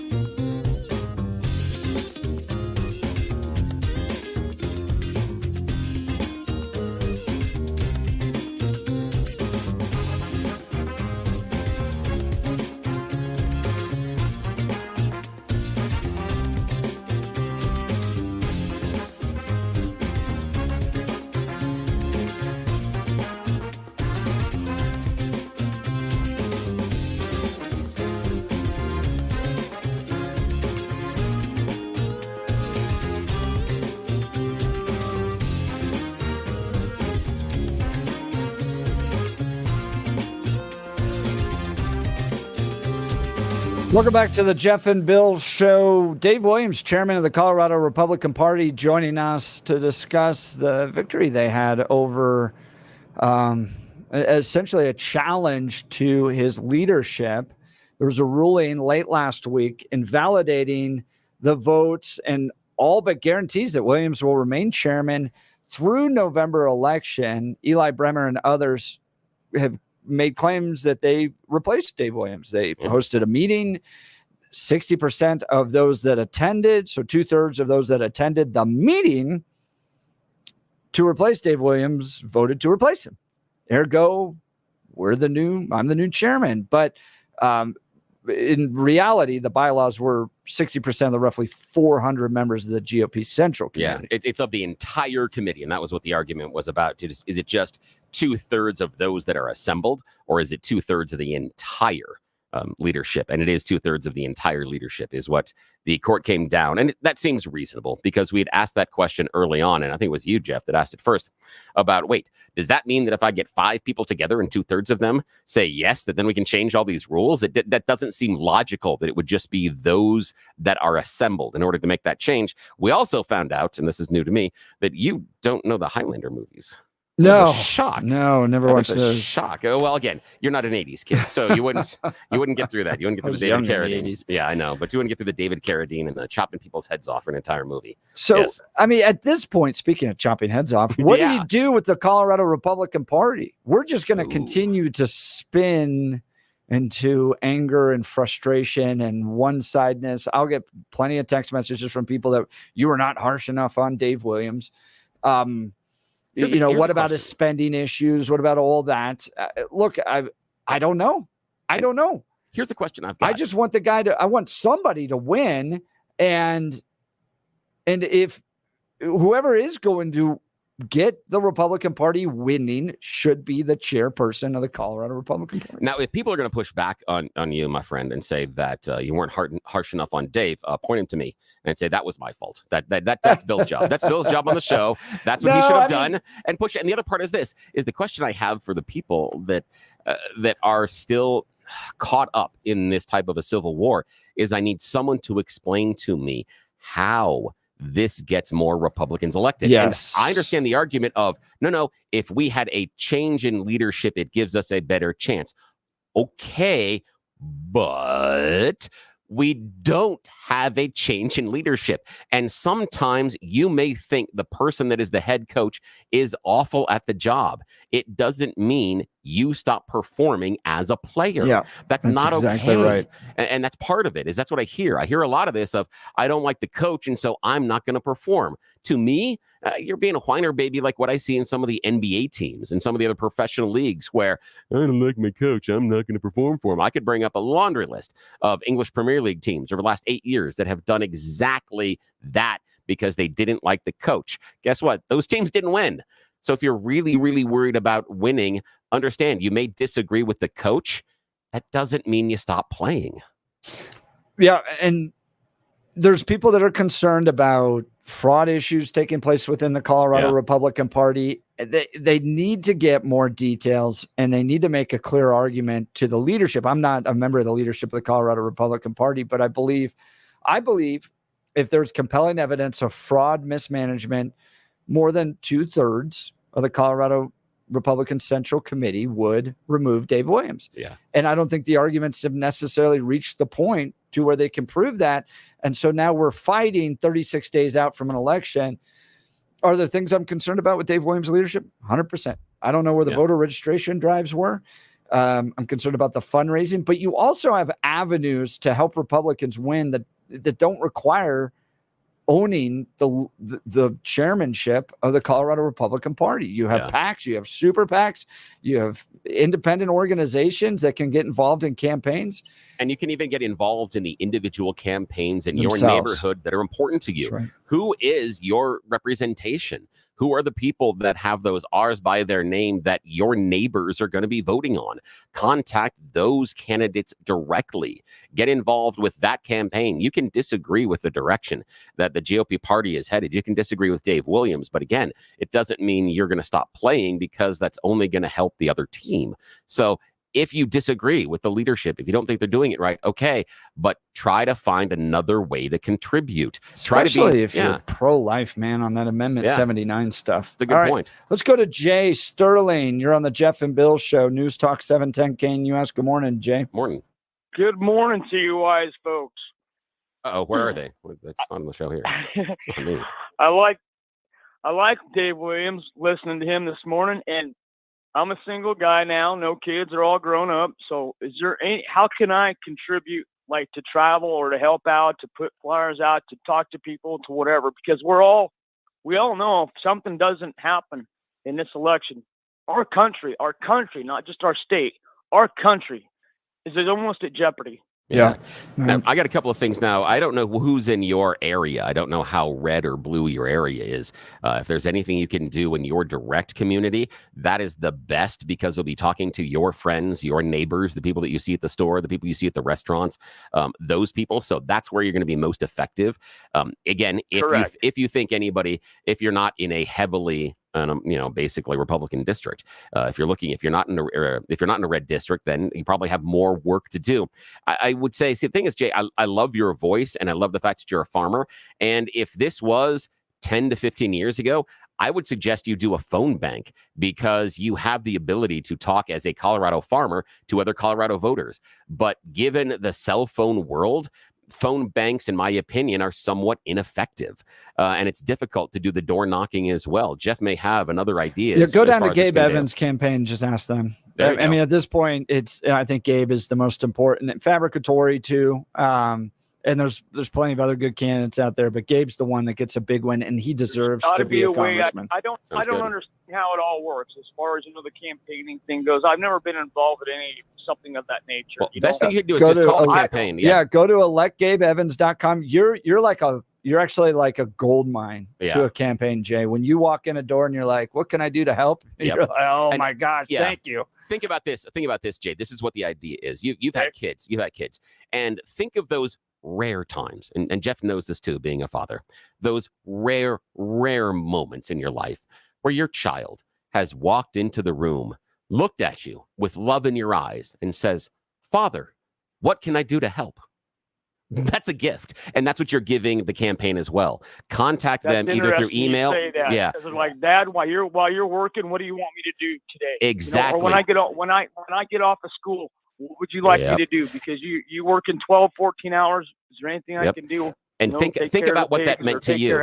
Yeah, think about what that meant to you when your child said that. Think what that's going to mean to the campaign when you reach out to them, and you're not saying, "Hey, I want to do X." You're just asking them, "What can I do to help?" You're doing the same thing. So because I'm not in your industry. You're in a different industry that maybe I never have touched.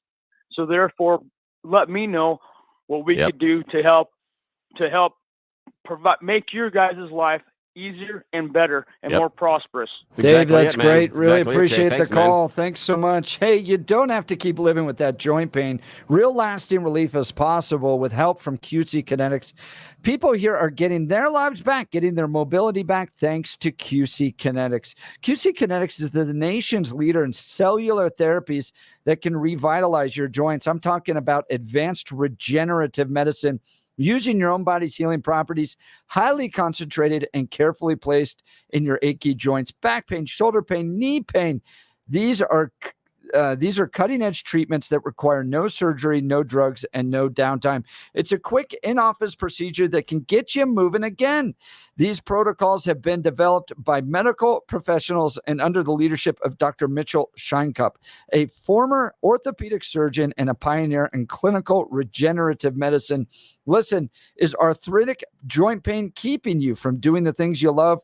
Pain in your knees, hips, back, or shoulder? You owe it to yourself. To learn more, call QC Kinetics today for a free consultation.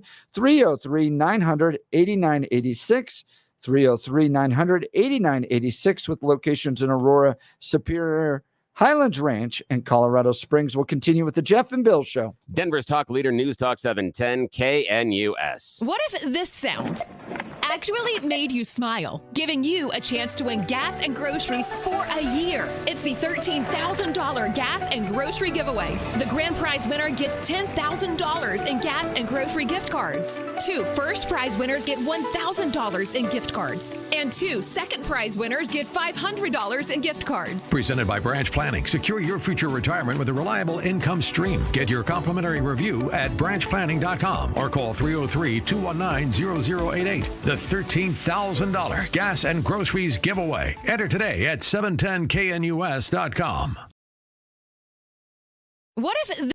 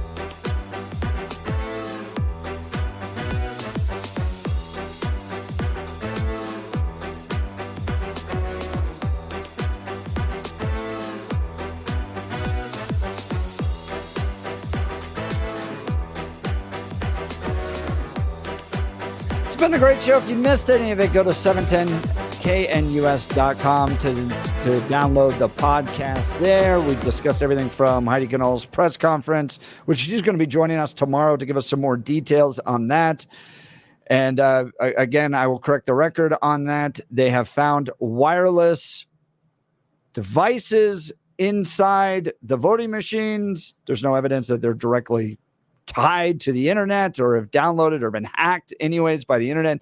But the idea that they're in there is troubling, and Heidi is calling for them to be stripped out of the machines themselves. So we'll get some more information from her tomorrow. And that's only in Douglas County, by the way. That's not in anywhere else. But conversation on that. ICE criminals, what do we do with them when countries won't take them back? We previewed the Vance Walz debate tomorrow, and then Dave Williams, chairman of the Colorado Republican Party. And I just want to outline those were criminals that were here illegally, because you said ICE criminals. I want to make sure people didn't think here you said nice criminals. Yes, that's right. Nice criminals. What do we do with those nice criminals? Criminals that committed murder, assault, kidnapping, all that, and are either in prisons or because their home countries won't take them back. They've done their time. They're just out on the street. And that's a problem. The fact that we discussed, the fact that the home country doesn't want them back. Is like, no, they did bad stuff in your country. Stay there. And what do we do? How do we possibly then get them out of our country? But then you have that problem of, well, they served their time.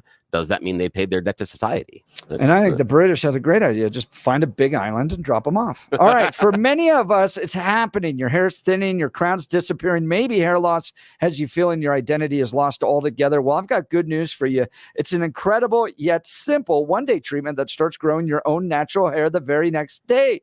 And it's guaranteed to grow for life. It's the Advanced FUE from Advanced Hair. We've all seen the pills, lotions that come with monthly subscriptions. They help retain what you have.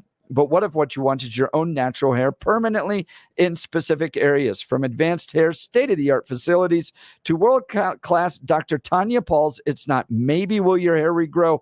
It's guaranteed that your new hair will grow. You decide how much, how thick, and where. It's why Advanced Hair is the winner of Westward's Best of Denver. For your free consultation, $250 off and 250 free hair grafts, call 720-459-HAIR. That's 720-459-HAIR or advancedhair.com, advancedhair.com. All right, all of our show is available on 710knus.com. You can download the podcast there.